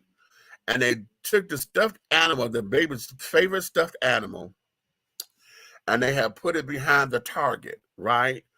And so they went to go shoot the target or whatever. And okay, so the child was still fascinated, so he thought. But then when they went to go get to the target, and behind the target was the stuffed animal, and the baby saw that the animal was just blown to bits and was not repairable, that child broke down and just cried and cried and cried and cried because that was his favorite stuffed animal. So I always reference that movie because I think those are some of the lessons that real people need to understand about guns. Okay, because kids, if kids see that, they're not gonna come back from that. It's not about getting up, and things of that nature. Okay. This is part of the reason why it's so dangerous to get into an argument with kids.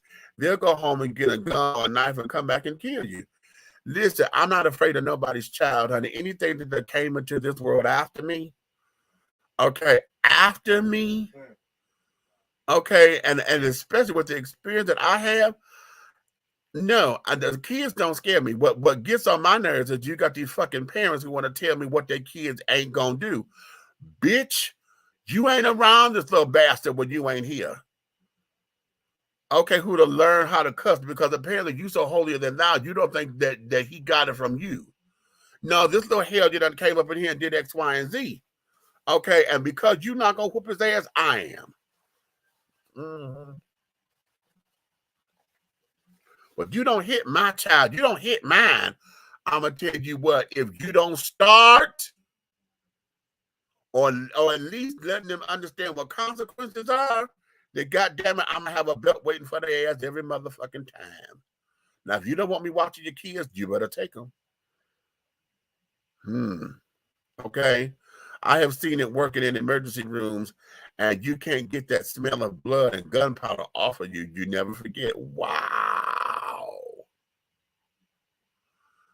Damn. You said the smell of blood and gunpowder, girl. Wow. Okay, really? I'm serious, though. I'm serious. I'm serious as AIDS, Chad. I'm serious. Okay. Parents are the damn problems. Not just parents. Parents are, they are. They are, but we got to blame aunts and uncles and grandparents, too, because you got folks who sit down there and co-sign bullshit. Okay? Oh, let the little boy be able to get out of here. Okay? Those that want to slide them shit and carry on. See, you know, that favorite aunt and uncle carrying on shit, it's just between us. Okay? And sometimes it's cute when you got your little thing going on or whatever, but other times, honey, that shit ain't, it ain't together. It ain't together. Well, you got to teach these boys about these streets. Yeah, let me teach them about the streets, but I don't need you to be encouraging crime. I don't need you to be encouraging shit that's going against what my rules are about my motherfucking house. Okay, if I told this little nigga, I said, get your ass home before the street lights come on. That means when that bitch get bright and there's no more light, no daylight, your ass need to be in the house, not on the porch, not walking up the motherfucking steps. You need to be in this house before the street lights come on. Okay? I don't need you to go and throw a monkey wrench. Okay? He was out here with me. Out here with you doing what? I didn't know that. You didn't call and tell me he with you, goddammit. How? No. He know what the fuck, or she know what the fuck I told her. I said, get your ass home. Motherfuckers. I'm sorry, I'm having a flashback.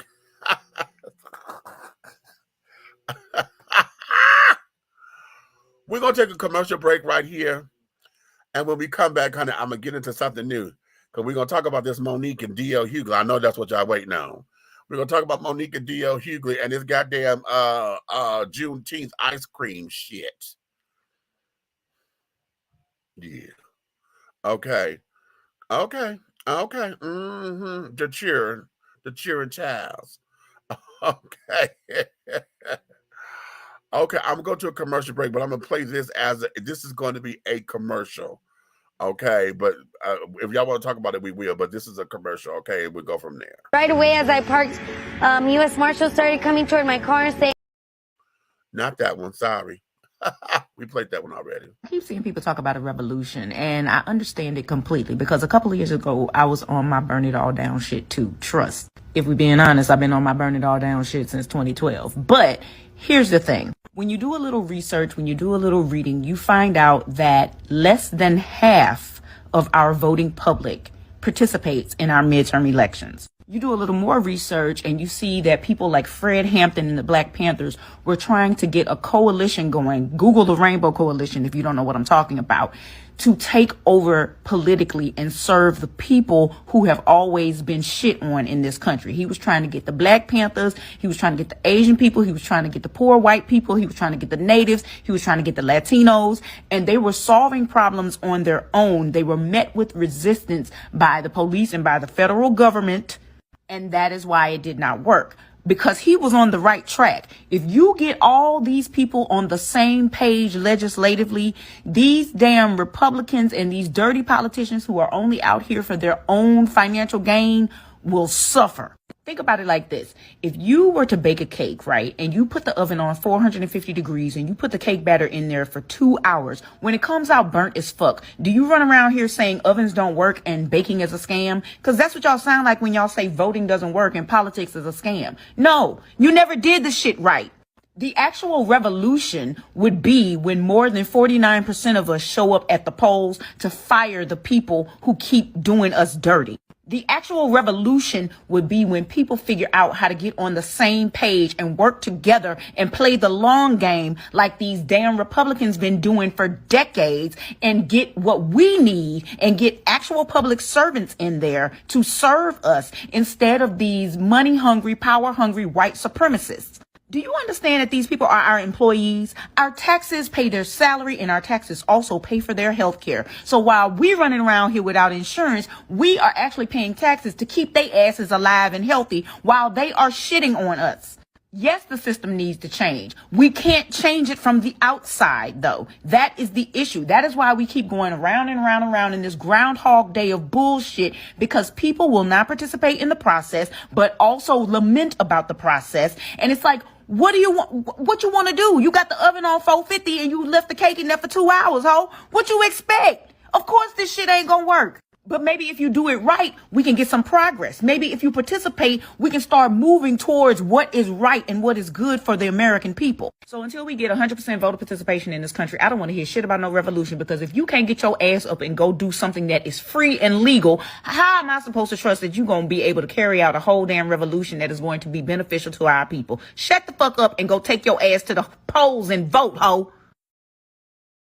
It's all back. It's don't back. It's all back. It's it's all back. It's don't it's all back. It's all back.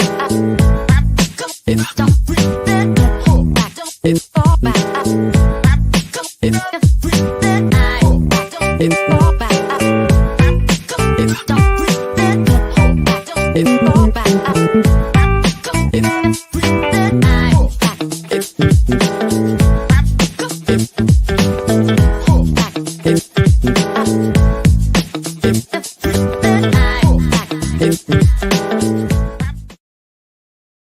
How you all doing? My name is Jason Pander and I'm the CEO and founder of B Condoms. Today I'm about to give you a demonstration to show you why B Condoms are the strongest condoms in the market. There's nothing better. What we're going to do today is I took one of our Platinum XL condoms, we're going to put it over a cucumber, and what I'm going to show you is that we can cut through this cucumber without actually breaking the integrity of our condom. Now you can see I put the condom over this cucumber. I'm going to take a knife. We're going to now cut through it.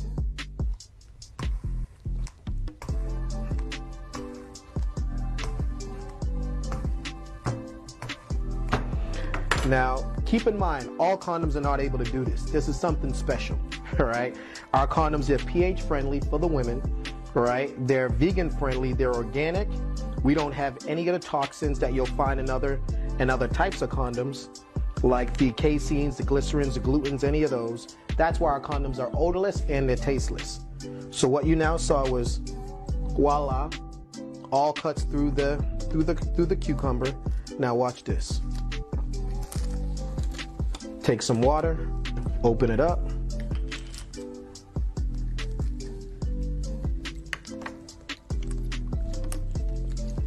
No holes. This is what you get when you purchase a B condom. The best quality on the market, black owned, and make sure to protect the culture with B condoms. Nothing's better. Thank you. Jason Panda tapping out.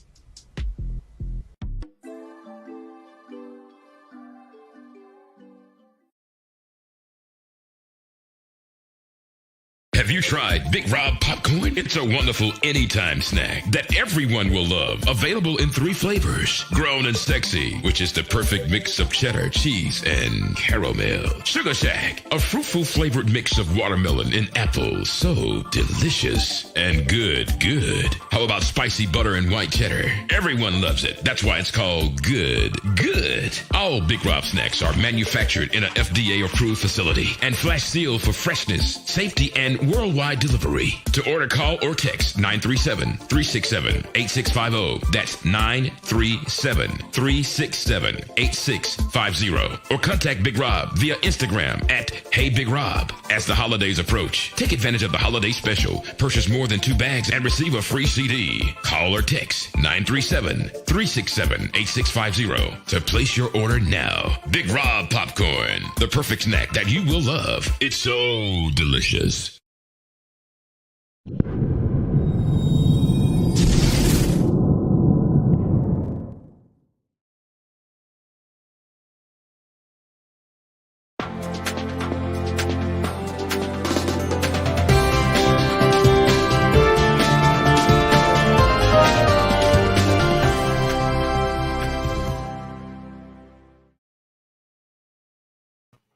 And we are back, honey. I'm sitting up here leaning to the side. Okay. Oh, okay. Diamond in the back, sunroof top, jigging the scene with my gangster lean. Woo. Okay. Let me see. Let me go to these comments, honey. Let me go to these comments. I'm just getting back, so I'll be in the comments, honey. Okay. Let's see. I will bust a kid till I see the white meat, honey, in my Bernie Mac voice. This is why I don't go to concerts, games, or anything of that nature. I stay home and watch it on TV. COVID is the only thing that you have to watch out for, child. Listen. Okay. Hallelujah, sister. Okay. Ha. Get off the pole and go vote. Okay, right. Y'all are a mess and a half. Okay. I know you here, honey. I see you. I'm just reading the comments. Okay. So be that as it may. Okay. So listen, let's go here, honey. Let's go here because Aunt Nikki's coming up in here. And I want to get her up in here and carry it on. But wait, okay, let me bring her in so I can go find this other video. Because what I'm going to show y'all is in 3 parts. But my part 3 is not up in here. And I'm trying to load it up. And I just had the damn thing. I saw it. And I'm like, okay, I know I downloaded it. But where you at? Okay. Hey, y'all. This light is a mess, but I don't feel like getting up, so sorry, y'all. Okay, what you say? We had to make sure that. Now I'm sitting up here. I'm going through. I'm trying to get this other video together. But about what? Monique and them? No. We're gonna talk about that. I'm coming, but I want to go. I'm gonna go to the Juneteenth ice cream and stuff first because we'll be real quick with Oh, they took it off the shelf already. Yes, I know. However, catch the stunt, honey. Wait a minute. Because I definitely did a video about it. I said I better not catch nobody I know buying this shit. Okay.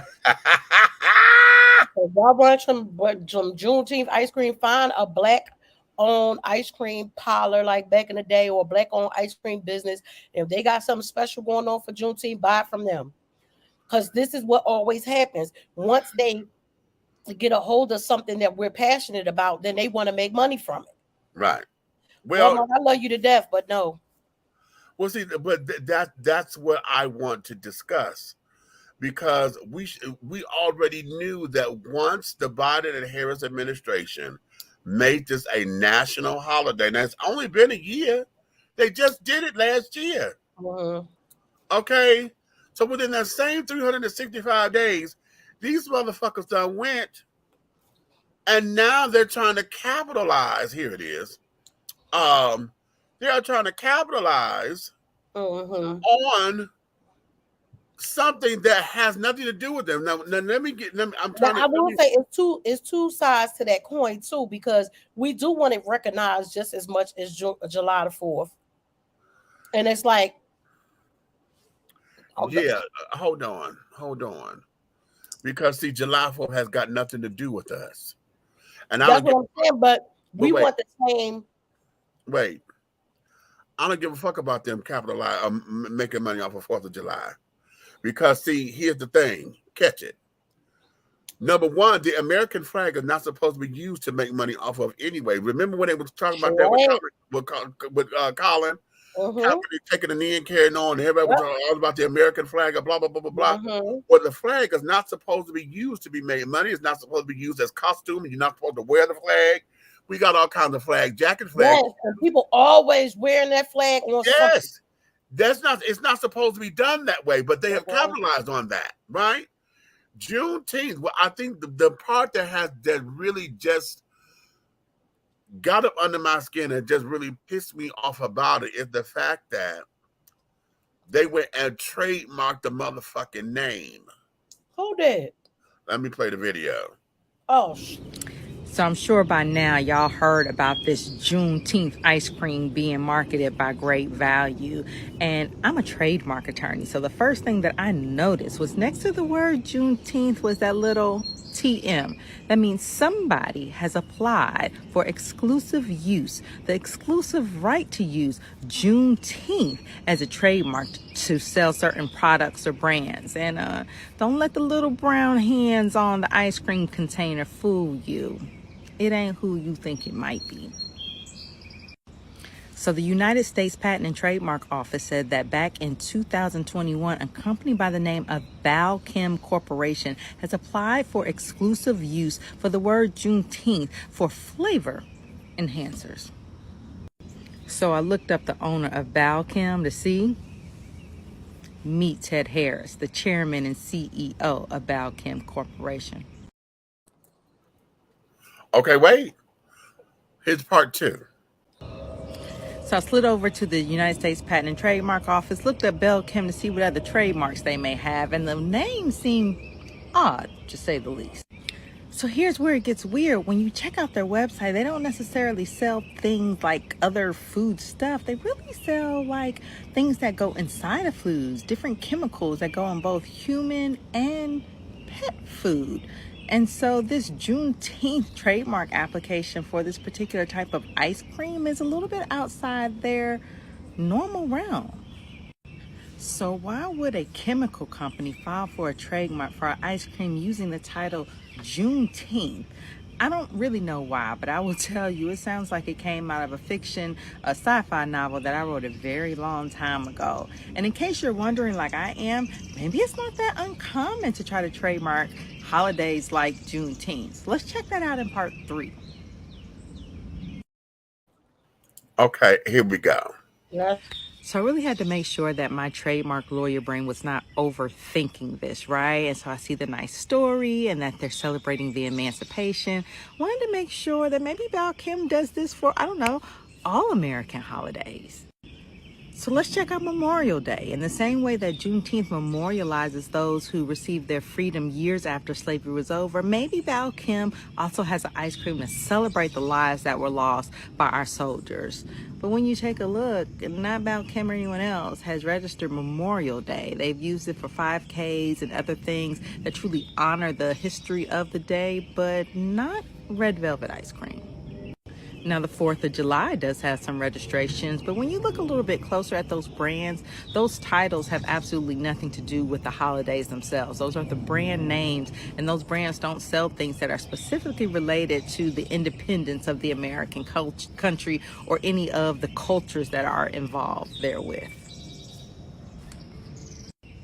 So as I take a look at this attempt to trademark the term Juneteenth, the colors on the box, the art that is there, I really have to ask myself, is Balchem actually honoring and celebrating us?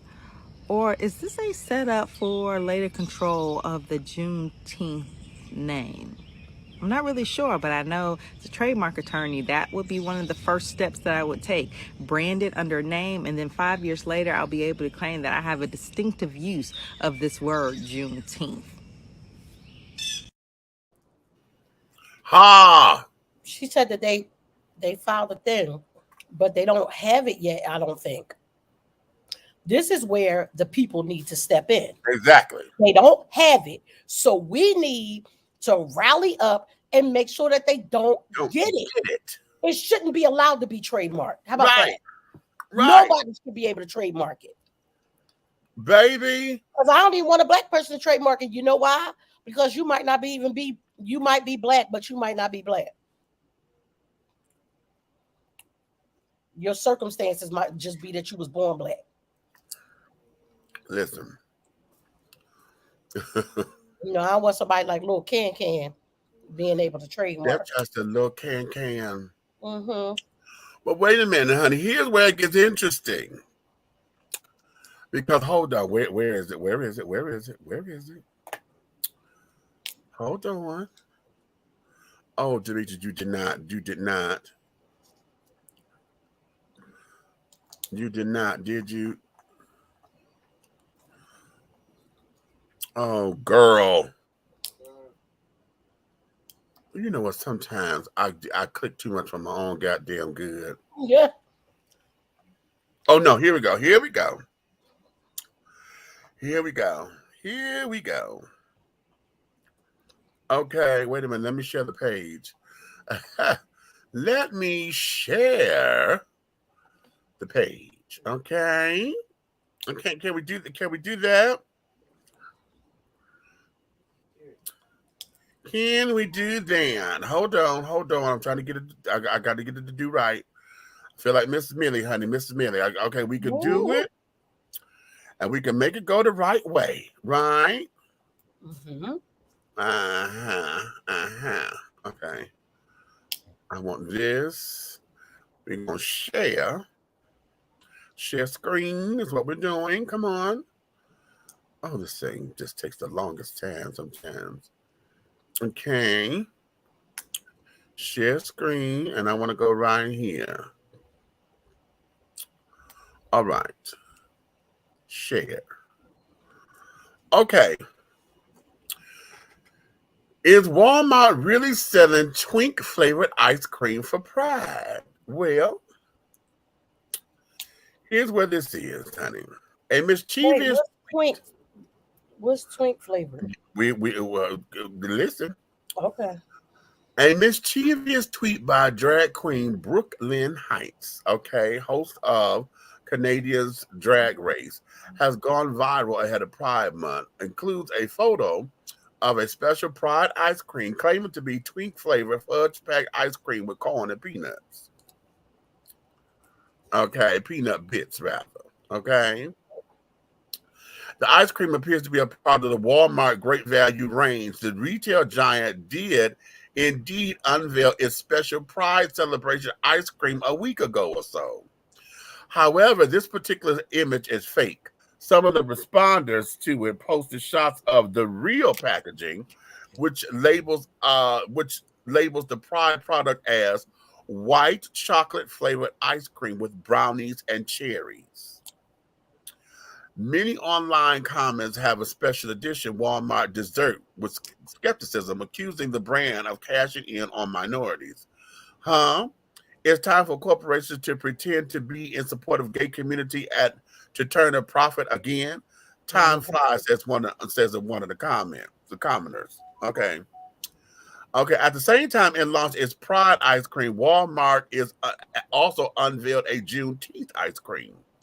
On the packaging of the red velvet flavored treat, the retailer invites people to share and celebrate African American culture, emancipation, and enduring hope. Online, many suggested buying the ice cream for a Black-owned business might be more appropriate, an appropriate way to mark June 19th. The day. They read my post. They saw my video. Okay. The date marks the day Union soldiers arrived in Texas in 1865 with the news that enslaved Black people were free. more than 2 years after President Abraham Lincoln issued the Emancipation Proclamation. President Biden commemorated it as a federal holiday in 2021. Okay, and it goes on. But basically what it was, this is the actual real packaging. Okay, did I do that? Mm-hmm. Oh shit, I got to reshare the screen because I clicked it and it went over. Because it's, can y'all see that? I can see it. One of them got pink lid, one of them got yellow lid. Okay, so it did. Okay, so it did. Okay, yeah. So this here is where they're going with this. Okay, this is the white chocolate flavored ice cream with brownies and cherries, and the Juneteenth was the red velvet and cheesecake flavored ice cream. Okay. So now I want to know if the same person trademarked this Pride shit. Oh, see, yeah. If this is the same people, because this is the same brand. See, this is Great Value, which is Walmart's brand. Okay. And I was like, well, damn. Now see here, now here's something that is tickling me. Okay. Here's something that is really tickling me. Because for every time that we turn around, I want somebody to argue and say, damn, black folks can't have nothing, can they? Because you're mad. I know we all mad that this damn Juneteenth just came out of nowhere. You want to celebrate a motherfucking ice cream and things. Here's my thing is this. My whole thing about this whole idea of Juneteenth ice cream and capitalizing on Juneteenth and carrying on is this. We couldn't get y'all motherfuckers to stand up when we said Black Lives Matter. Come on. We sit up here trying to tell you that we don't sit up here and fuck with Colin Kaepernick taking a knee about police brutality. Y'all keep throwing up in our face. Well, you're doing it to yourselves and this, that, and other. Now that Biden and Harris has said that this is an actual national holiday, now your asses want to sit down and come around. Now y'all down for the cause, huh? Now you down for the cause. You sit down there and oh, let's celebrate the hope and enduring and carrying on the black one. Kiss my motherfucking black ass. Meanwhile, while y'all trying to not teach our children what really fucking happened. Hello. You can kiss my ass. You want to sell us some fucking ice cream to deflect the fact that you don't want them talking about sexual orientation. You don't want them talking about what happened to us as slavery. Get the fuck out of here. Yeah, no. You're not gonna insult my intelligence like that. Yeah, because you're playing in my fucking face. Stop playing in my face. It's okay to sit down here and take my money because you want to capitalize on me and call me all kinds of this, that, and the thirds. But yet you want to spit in my face when I try to come to you with laws and say we need to change. You won't even give me motherfucking decent health care, bitch. I'm sitting up here trying to wonder how in the hell I get my goddamn grill done and carrying on. And I got to wonder what the fuck is going on with health care in this country. I can't even live decently because we y'all got to pay taxes, but we can't get health care. But yet we paying for your motherfucking ass to be up here in Congress to get the best health care. Okay, you get the very best. The very best of the best. Because you a senator, you a president, you a this and you a that. But yet here in the damn hood, I can't get that. But yet you don't want to say Black Lives Matter because you say that's a terrorist organization. But because it's Juneteenth or whatever, you want to capitalize on Juneteenth? A terrorist organization. Everything that's black, if there is black people coming together, the minute 4 more people come together to try to do something positive for the culture, then they already a gang, they on the watch list, they on the domestic terrorist list. This some straight up bullshit. But y'all ain't never put them fucking Cucamonga cracker KKK motherfuckers on none of them lists. And that there has been my whole upset with this. Because I'm like, if y'all don't cut this motherfucking bullshit the fuck out and get it off my nerve, how dare you? I'm telling y'all, how much y'all want to celebrate Juneteenth and you want to spend money on Juneteenth, just make sure you spend it at black-owned businesses. That's how we celebrate Juneteenth. Because guess what? I bet you if every black person, we know we could shut down any stock market if we wanted to. Y'all know that. If we take one day and don't buy anything offline or in a regular retail store, except for in black owned businesses. We'll crash all that shit. Black owned and operated. Black owned and operated. We will crash they whole shit. And I've been saying this for so many years. They don't give a fuck about how much we march, scream, yell, protest, whatever. If it don't fucking hurt their pockets, they don't give a fuck. Exactly. You understand? So I'm that there has been my whole big to do. Then I just saw the Pride thing today. I hadn't seen that. I was like, what the fuck is this? I hadn't seen that. You know, I've been out now and stuff, so I ain't even been on TikTok or nothing like that. The whole thing with the Pride ice cream, now catch it. Because see, I'm not even concerned about that because actually I was expecting that. Okay. Now I wasn't expected to be what it is. You know, you talk about white chocolate flavored ice cream, bitch. I thought y'all was gonna make it a Superman rainbow or whatever. Everybody's so goddamn rainbow. I thought it was gonna be rainbow sherbet. Right, hello, boom. Rainbow sherbet for bodies for Pride. Right. Like, okay. Don't sit up here and make up shit. It's shit that's already there, and you say, "Well, these are special editions for Pride Month." Now, I don't want no fucking red velvet fucking ice cream, no goddamn way. Stop thinking all black people think the same.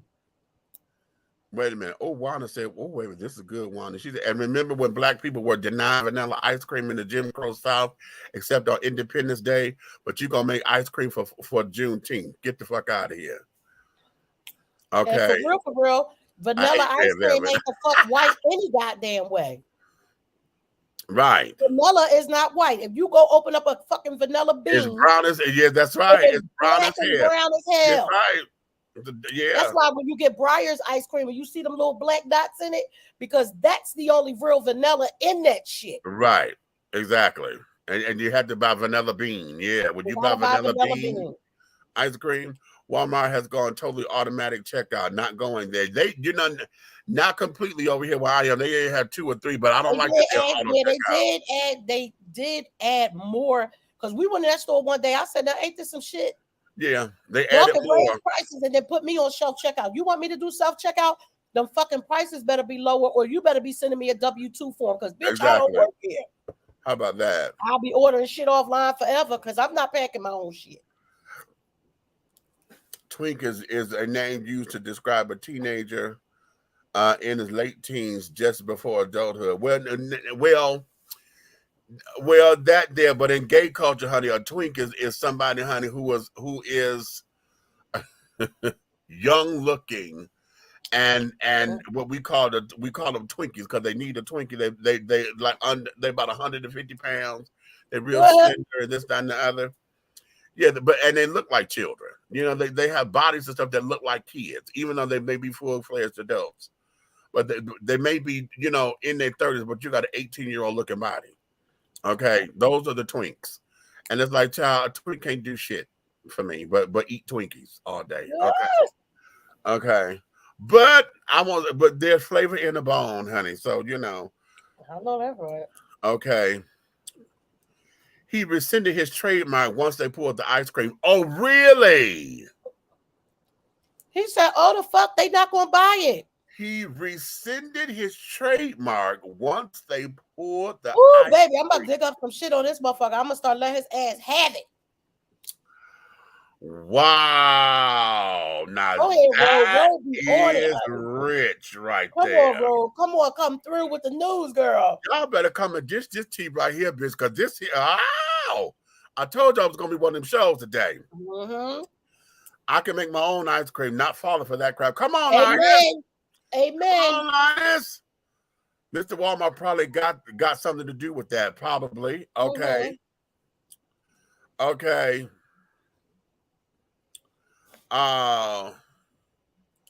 What you say for the 4th? I'm staying home and cooking, not going anywhere. Listen. We don't do nothing on the 4th of July like everybody else does. I don't do all that shit. You know, the fireworks are cute. If I don't go out, when I was a kid, we did because we wanted to go see the fireworks because we were kids.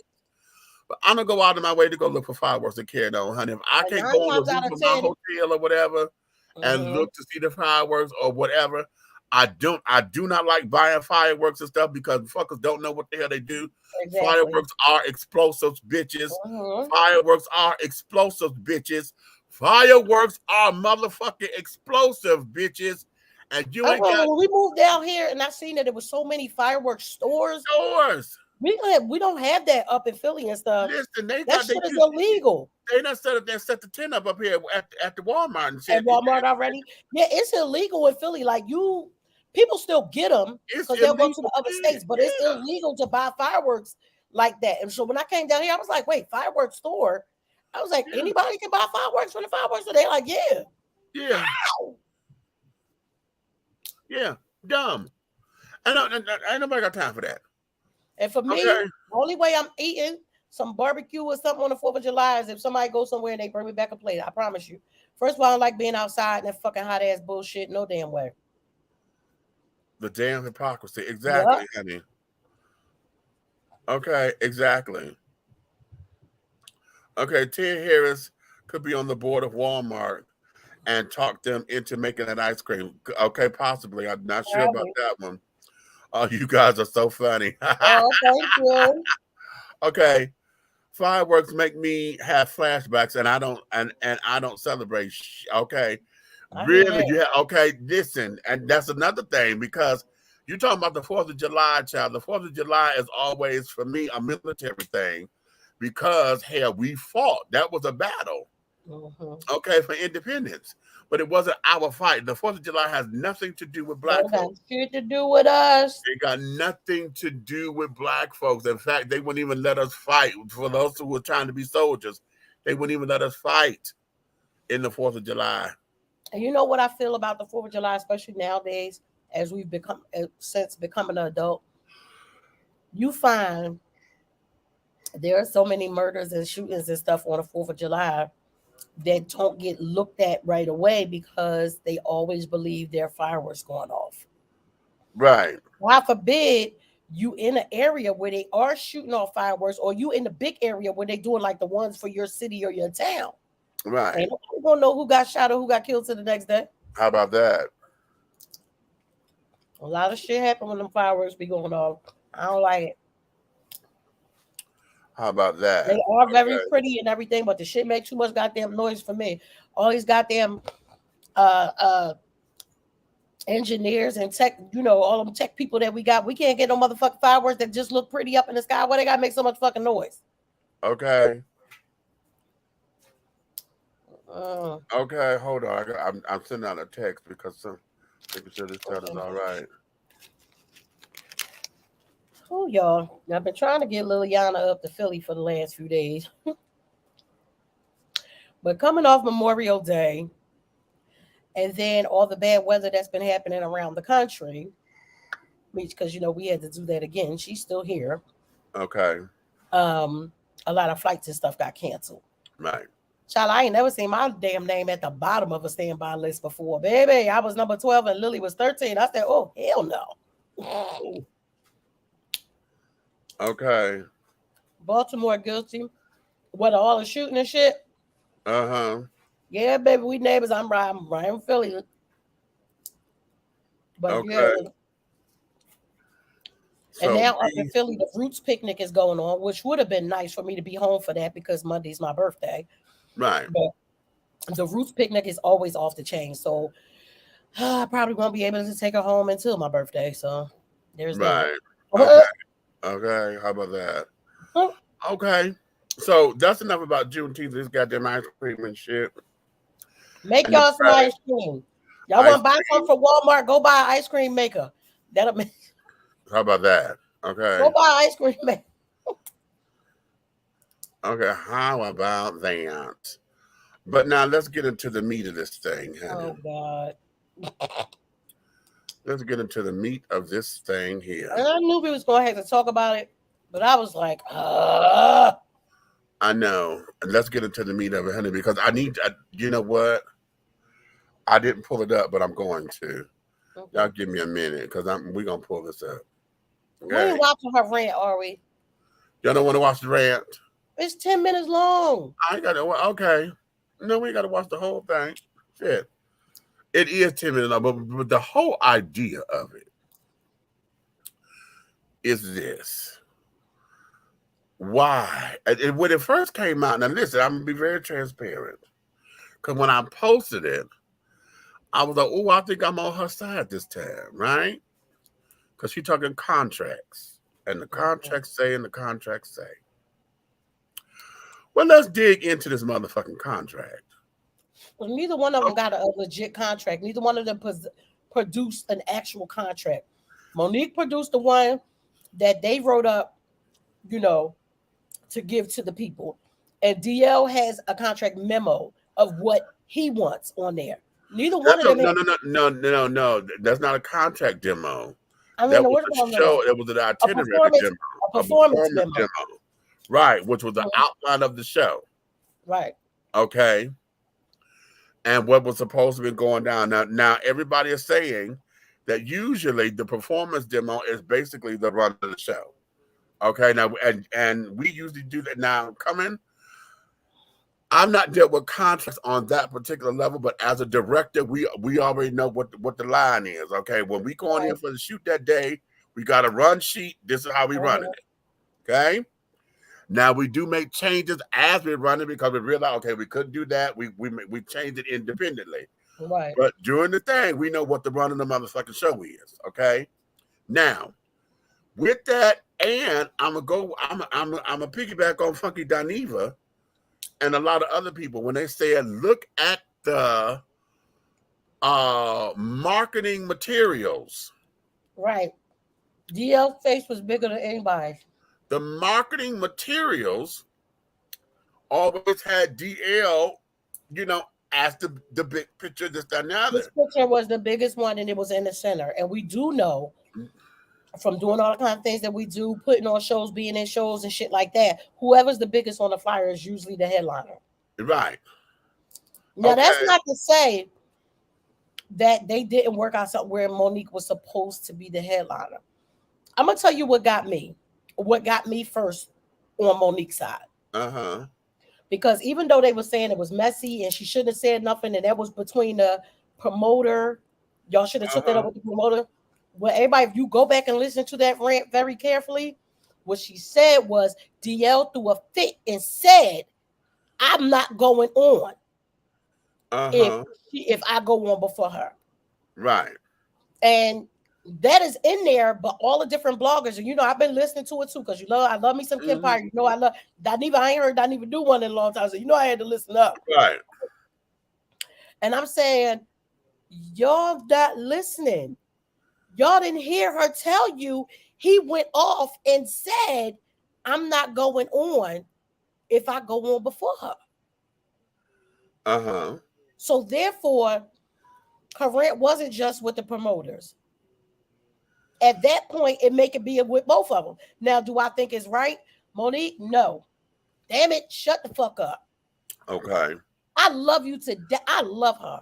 And I love the way she wear her heart on her sleeve. She felt like she was done wrong, and she gonna let you fucking know it. Right.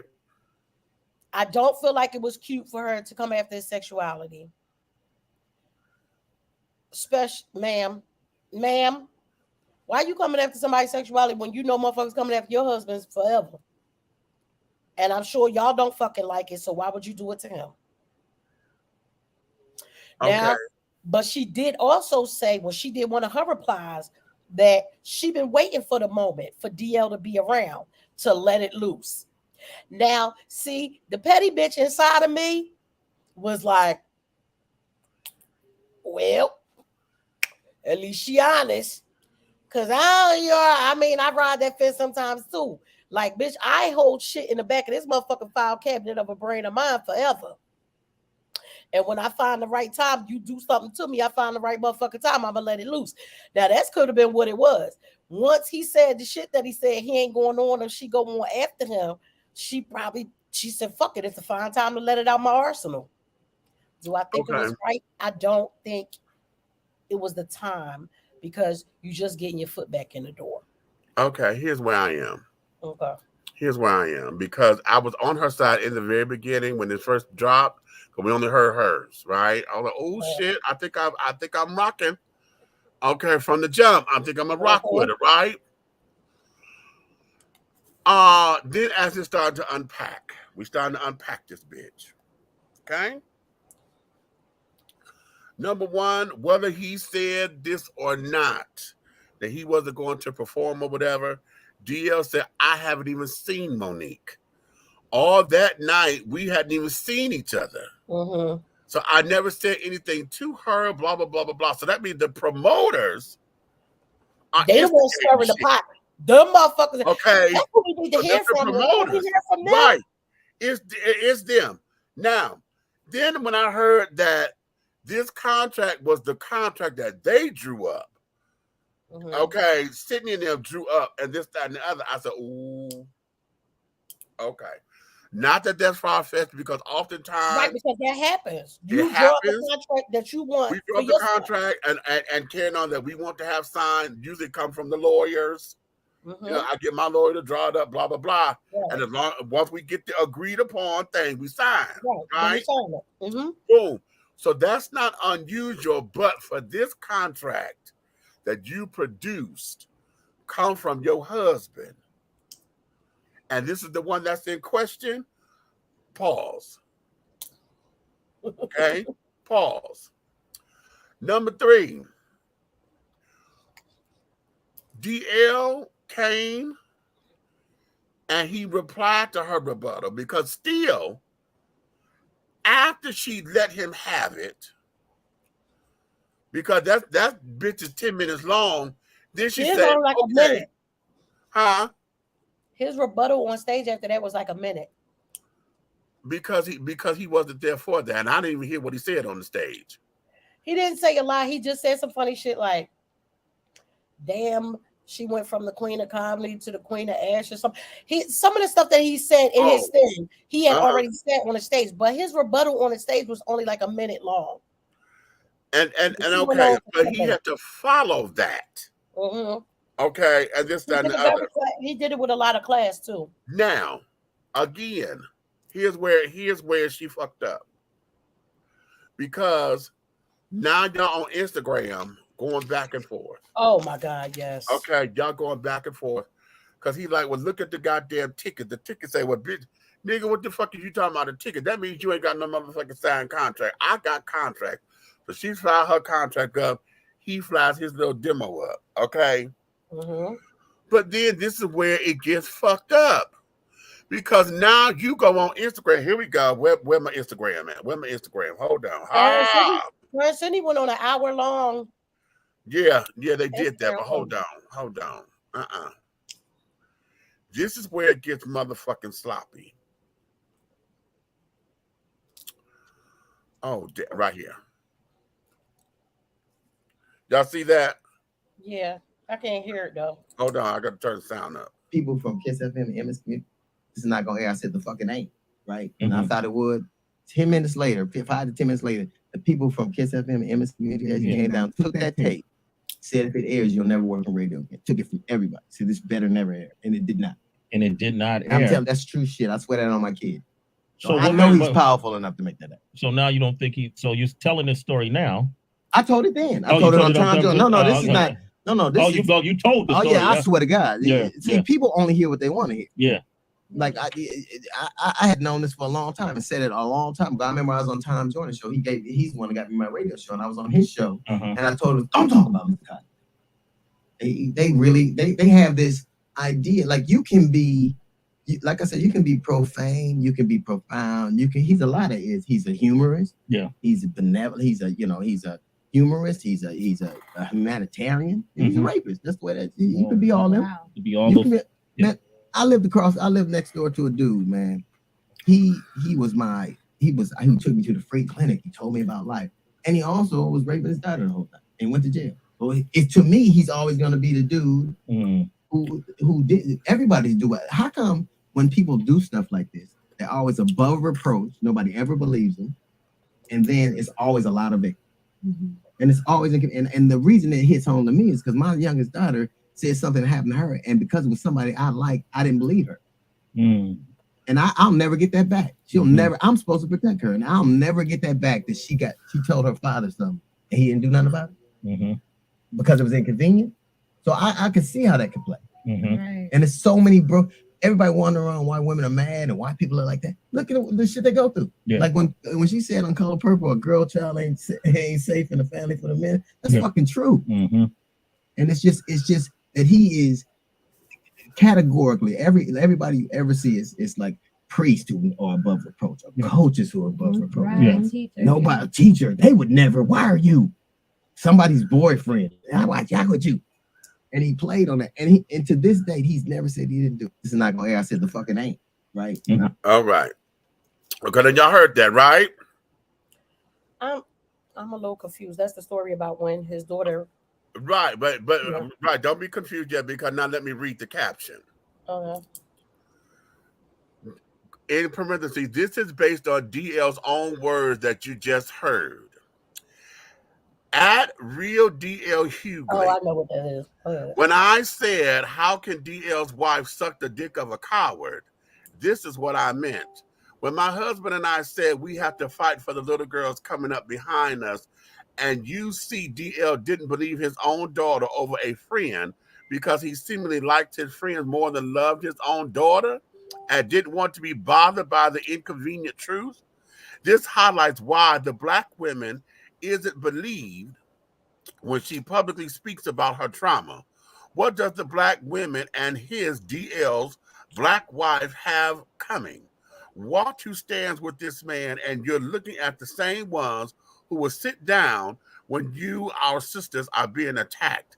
I find it funny that DL was called out, will call out Ice Cube, Kanye, Rizza Islam, Angela Stanton, myself, etc. But he won't call out the name of the person that violated his daughter. This is what happens for the people who said I just need to let things go. Okay? This bitch posted that on her motherfucking Instagram. I know. Okay? She posted that on her Instagram.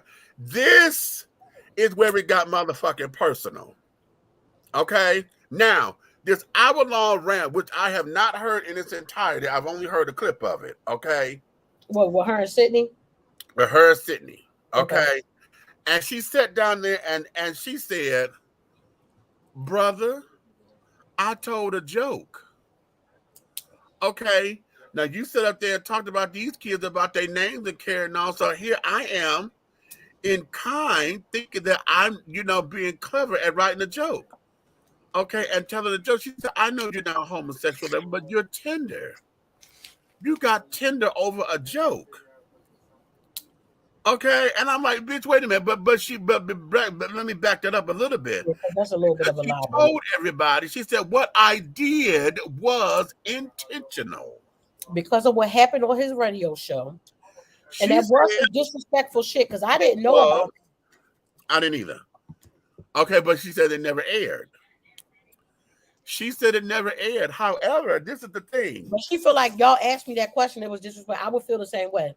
I would feel that. Well, it was. I don't know if I would handle it like this, because especially like I said, she's just getting her foot back in the door, so I wouldn't have handled it like that. But you've been holding on to that for a long time, right? And she said, "What, 6 years ago or whatever?"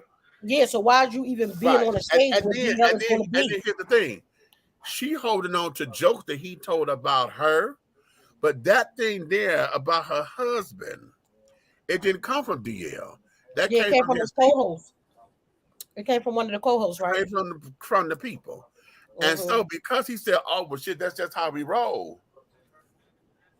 She was expecting an apology or whatever. Get the apology from the bitch who said it. Because you said DL wasn't there. So she's like, okay, well, let me tell you about your people. Okay. And he's like, oh, well, girl, that's how we roll. And I don't know if he said, I'm sorry, but I'm putting myself in that situation. Let's take if Red was up here. Okay, we know Red's mouth. Okay, we know his motherfucking mouth and carrying on.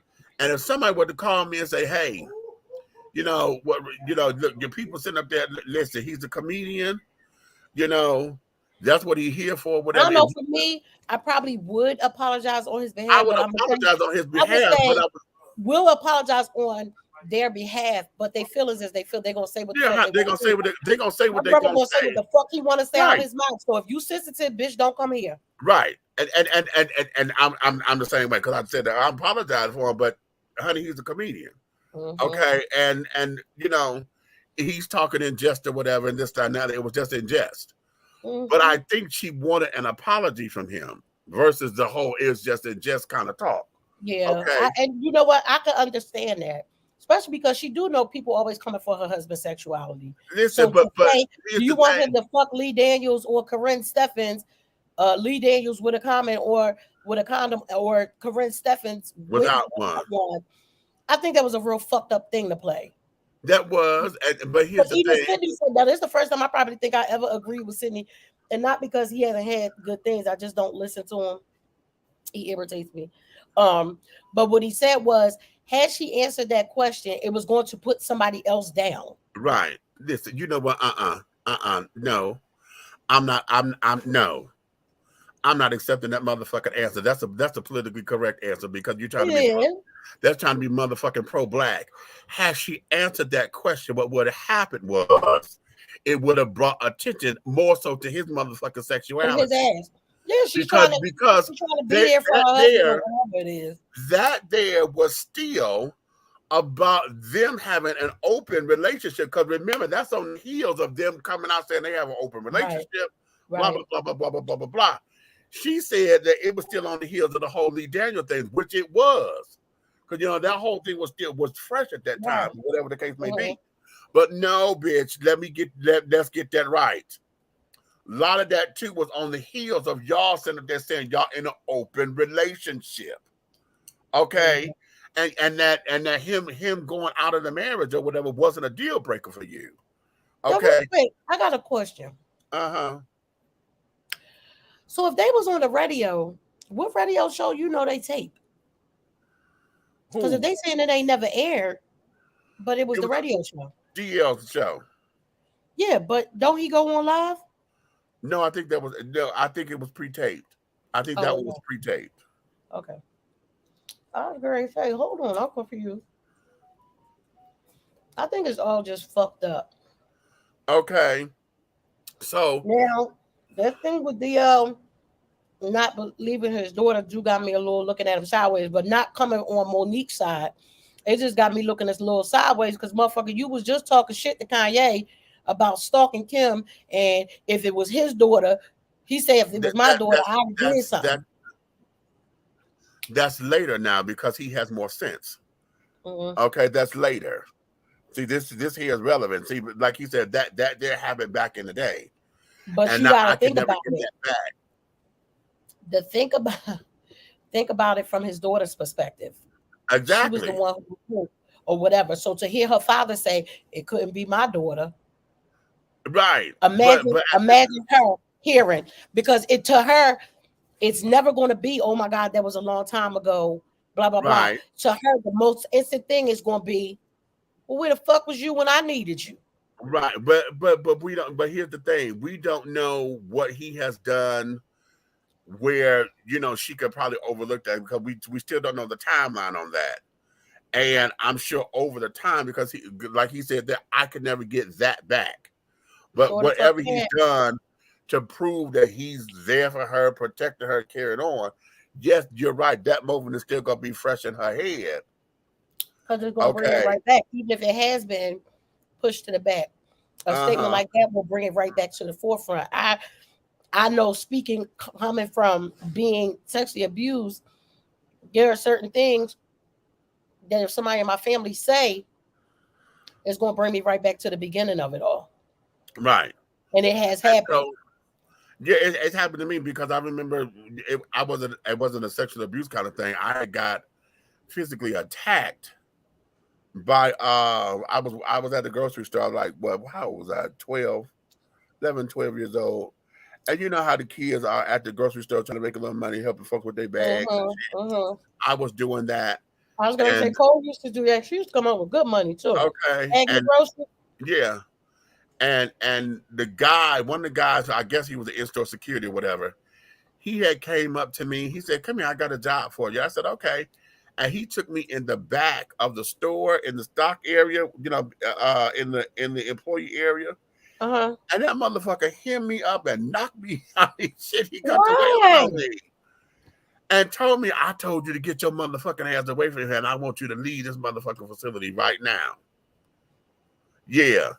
And so I went home and I told my mother and I told her boyfriend Edward at the time that I got jumped on or whatever. And I just knew because I know my mama would fight, honey. And mama never went up there. Okay, they never went up there, and that crushed me. You know, that crushed me. But I don't know why they didn't. I never got. Damn. Oh, don't no. Nope. No. Oh. No. I got it. I'm good. I felt it right when you felt it. I didn't get the chance. It's okay. It's okay. I'm good. I felt it. That's a sneaker. I felt it. That's a motherfucking sneaker. That bitch, God! That bitch came up. She snuck up in there.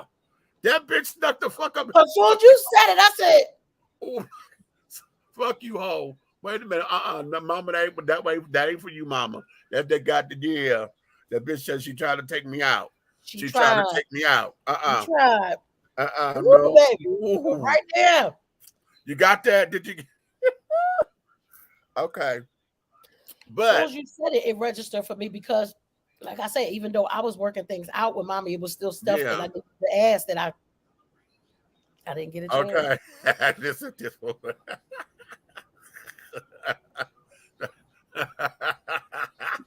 You leave my goddamn sister alone. Okay. Niece, you leave my damn baby alone. You understand me? So I'm like, okay. So I get it. So I get it, you know, that when parents disappoint the children and carrying on and this, that, and the other. So yeah, I hear where you are, and because we're not there, I can't speak on the daughter's behalf. But as a child who understand what you're saying, it will still register. Because whether that's a joke or not, motherfucker, it will say, well, where the fuck was you at back then? Or you could say, well, it couldn't have been my, oh, yeah, it was, and you didn't do shit. So it was. There you go. It was. There it is. It was, and you didn't do shit, you know. And there you have it. Okay. So with that, I just my whole thing with all of this is the bitch who need to be let have and care that should be the promoters. All of this should go to the promoters. Somebody got to find out who promoted that show because we need to track these motherfuckers down. Exactly. Okay. Because it could be exactly what everybody is saying. They trying to stir the motherfucking pot and all kinds of shit. You stirring up publicity and all this old shit. Come on now. Did 50 say anything yet? I got to find out the name of that show. Research department. Who in the research department? Find out what the name of that show was. It was the comedy show at the Fox Theater. Huh? It was in Chicago or Detroit? It was in Detroit. Okay. I think DL is giving a free show to make up for this. Really? Okay, I wonder. It's her damn husband. Okay. Well, everybody know that. Yeah. So it is. No, but it can't be everybody against her. She plays a part of her own destruction. Wanda, yes. And that's where I'm going with this, bitch. We just gave you the solid win with this whole thing with Lee Daniels sitting up there saying, look, you know, this, and blah, blah, blah. She got a monkey ass up there saying Tyler and Oprah again. And she brought up Tyler and Oprah and damn Steve Harvey again. And Steve done said something on his show. Because Steve was like, bitch, wait a minute. This ain't got shit to do with me. Because everybody knows you ain't mad at me. Everybody knows this ain't got shit to do with me. Then you call everybody motherfucking coons. You done called everybody motherfucking coons. But the part that I think that just what wear this out for me, because you said this was intentional. I knew I was coming on stage to blast his ass. She been waiting. Anyway, comment on this particular show or doing this show was to blast his ass out because they were working together. And she said, but you got Tinder. You got Tinder. Okay, you of all people, Mr. King of Comedy, you Tinder over a joke?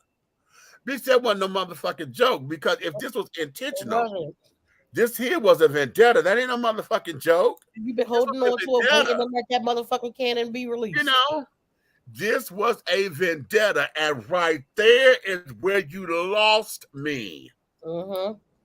You lost me. It's unprofessional, first of all. You just get your foot back in the door. Why stir up this shit now? That's why I said, did 50 say anything yet? Not yet. I haven't seen anything. I begged the question if she had any material. I don't know, because she only had, listen, her contract that she floating around said she had 30 to 45 minutes. And she kept going. Minutes, yeah, but you took 10 minutes talking about that, so you done wasted a third of your motherfucking time on bullshit. Okay, now listen.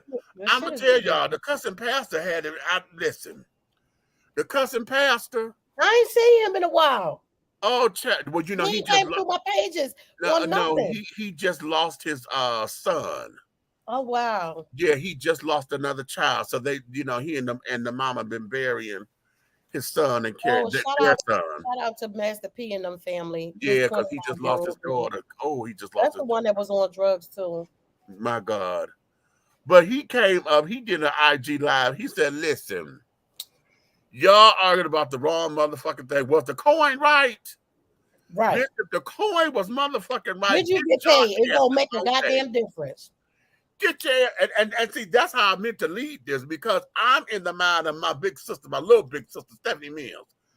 Stephanie always, she has said this. She said, child, as long as my coin is right, I don't care. I don't care where I am in the lineup, because the money is still the same. My money is still the same, whether this is, as long as what we sign and my money right. I could be first, I could be last, I could be in the sweet spot in the middle, honey. Okay, whatever the case may be, is my money is right. I don't care where I am, because she said that all the time. Like her and Shaka and them were touring or whatever. And it wasn't like, okay, I'm an opening act for Shaka. She said, tell my money right. I don't care where I come. Because I'm going to do my thing, and I'm going to do my thing. And then y'all got to come on after me. So if you could keep up, then keep up, bitch. Keep up. Or no, you got to keep up. Right. Because if you let them, they got like a system, so it's not one of those things where it doesn't even matter. It's like, yes, you still want to put on a good show. And Monique, it should be like that with you too, because whether you and DL get along or not, you are a queen of comedy and he is a king of comedy. So what fucking difference do it make?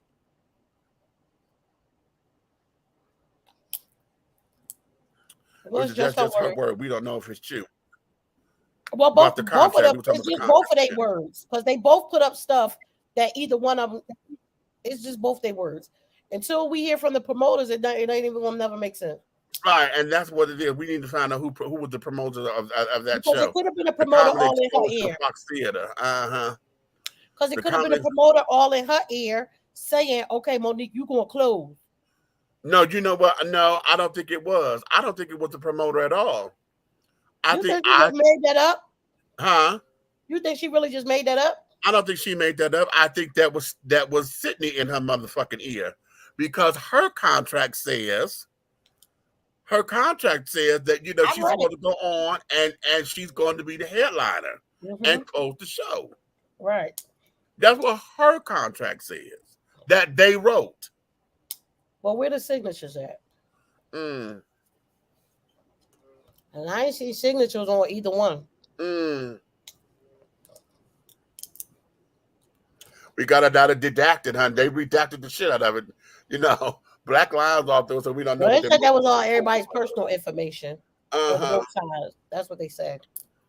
You know, but okay, cool.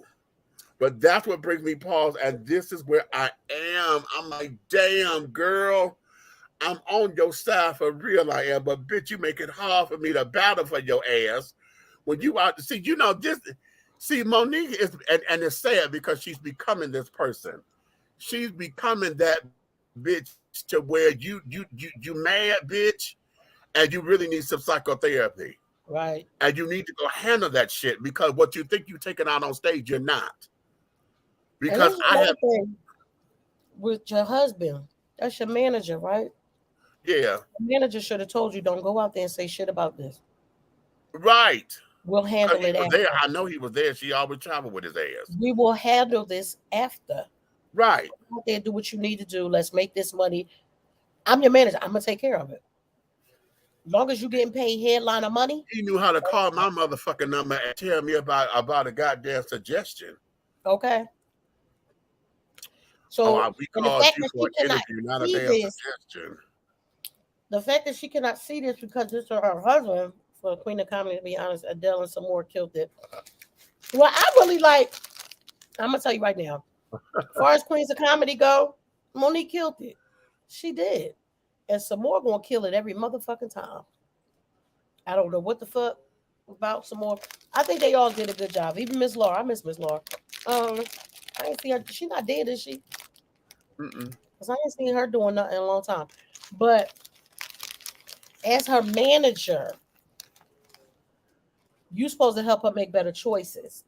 Do not go out there and talk about this. Right. We will handle it after. Didn't they say she was late too?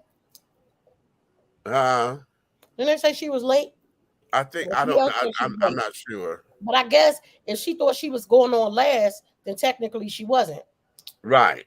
Right. No, he said that she got there. She was supposed to go on at such and such and she got there like right before, just before. Right. Okay. Yeah, you right, Ro, because when my daughters used to perform, right? There's always shit that's gonna be fucked up when you get there. Okay, thank you. I just haven't seen her in a long time. Yeah, I believe that too. When you get to a venue, wherever y'all performing, whatever, 9 times out of 10, it's gonna be at least 1 or 2 things that ain't what the fuck's supposed to be. Okay. I remember there's only one show where my girls was really pissed. Well, actually, just Keisha. Something happened. I don't know. I can't even remember what it was, but she was pissed. And that's the only time that I ever had to say to her, you never lose it. Ever. Right. I got that. I never want nobody to say that y'all hard to work with. You know, we always early for every show. We always early for every sound check, everything, whatever. But if you got an issue with something that's happening, you tell me and I'll take care of it. Because I remember that's probably, Brian only been to 2 shows that my girls ever had. And they probably did like 400. And he had tried to say something to me about it. He was like, what's going on? I said, mind your business. They your kids, but I manage these motherfuckers. You don't know nothing about this. Shut up. Okay. Don't worry about what I'm saying to her right now. But yeah, you want your artist to give their best. So he doesn't, he being your husband or whatever the fuck he being, but he not being your manager. He's not. Okay. He's not a good manager. She keep going on the fact that he was able to broker a deal that got her the most money she had ever gotten. Okay, how long ago was that? 20 years? And how many times has he done that? Okay, how many times? Because my whole thing is this, and I still go here with her. I'm like, Miss Thing, y'all are Hicks Productions. If you got all this star power that you want everybody to believe you have. Where's the money? Not so much as the money, honey. Where are your products? Your project. Like where's the project? You should be able to do this and carry it on. You should be able to have promoters in your back pocket that you know is going to work for you. Yeah. You know what I'm saying? And that day is where I am. I'm like, Mo, come on, baby. If you got all of this because you bitching and moaning and complaining, and I get it because you're like, well, we out here fighting because I got to fight for those who coming after me. Miss Thing, right now I feel like Whoopi. You're not fighting for those who coming after you right now. You're fighting for you right now. And what the whole thing of is that if you're fighting for me, and if I can get it, then the history books would let those who come behind me say it can be done. Right. That's what you're fighting for. Mm-hmm. Okay. That's what it is. But bitch, you sit up there saying y'all fucking with my livelihood. That ain't about the bitches that coming behind you. This is about to make sure your shit can get you. Exactly. You can get done. If you really thought somebody was fucking with your livelihood, you would act better. Right. And it's not about cooning. It's not about being a coon. It's about being professional. Right. With some kind of good decorum and handling stuff in better ways. Oh, see, he gonna have her broken. He gonna openly move on once he ruin her. Now you know what? You ain't gotta go nowhere. They got the kind of relationship where he can do whatever the fuck he want to do. So they've been knowing each other since they were in grade school. So he's a part of her life forever. Okay, but you're saying something, Wanda, that her sister had wrote in a letter. I was trying to find that episode up on their station because they were doing the Monique and Sydney open relationship thing, and I think it's like up on YouTube somewhere or whatever. Oh, well, like a podcast. It was a podcast. But she had read this letter that her sister had wrote her, and when I tell you her sister laid into Sydney's ass, when she laid into his ass and called him all kinds of trifling niggas and how he wasn't doing nothing but laying on the couch and not working and this, that, and the other, blah, blah, blah. Still, she laid into him. The sister laid into Mr. Sydney. You said it right the first fucking time. Okay. into Sydney, honey. And Mo was courageous enough to read that letter because whatever, she ended up saying why she, basically why she don't fuck with her family and blah, blah, blah, blah, blah, because it was toxic energy and this, that, and the other. And she was courageous enough to read that letter. And I'm trying to find that episode because I'm telling you, the way how she did that, honey, the sister then was telling the same thing you just said, Wanda, that motherfucker ain't no good for you. Okay, not to be in your life as this. How y'all been friends and carrying on. Now, I understand that. If I'm not mistaken, I think Sydney has an older child. I think he got another child somewhere, which shocked me. I was like, oh, he had pussy before. Okay. I'm just being transparent because that's what went through my head. That's what went through my head. Okay, and things, and I was like, oh, okay. And boom. But here, you said when she lose her value, he gone. But my whole thing is, I don't believe so because he was there before she had value in the Hollywood value. You know what I'm saying? He was always there. He was there with her first marriage and through her second marriage. And now he's her third marriage, but he was always there and carrying on. So I don't know. I wonder if he was the cause of any of the breakups of her marriages. Now let's talk about that. Good.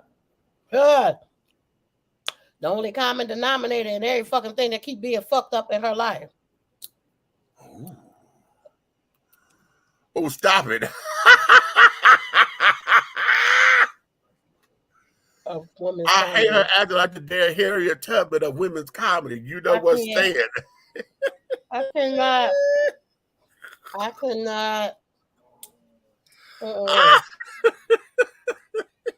Listen, y'all play too damn much. Oh shit, that was good. That's really. I just want us to not have to talk about Monique in this kind of form. In a negative. I'm over this. BMF second season come out. She playing Goldie. That's what I want to be able to talk about. Because Monique, I'm ready for her to get back into the work. Let me get back into the work. They already started filming, so this is where she's going to have to prove herself. She's got to get into the work. Because right now, if you really want to know the truth of the matter is her stand-up, I don't even think it's as funny as it once was because she's too bitter right now. Right. She's too bitter right now. And I'm like, hold on for a minute. Miss Thing, I know you did not put that picture up on my wall. Hold on. Miss Mumbles, why you got that picture on the wall?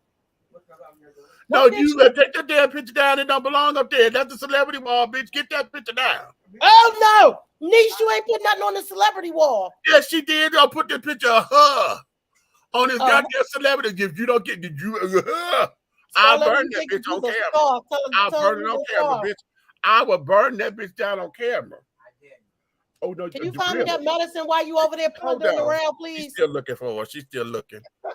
Okay. When I found everything else, honey. You can hang something on the celebrity wall. Lady, you trying to be slow. Baby, I can't get around that fact. I'm sitting up here talking. I just happened to look up. What the fuck? It's probably been up there for about an hour, so I guess. I'm sitting up here. I just happened to look up. What? Girl, okay, she be done told you out by the time I got the people or something. Come around there now. Okay. I'll be there, but you might not have no breath in you when I get there, so stop it. Come on, let's do it.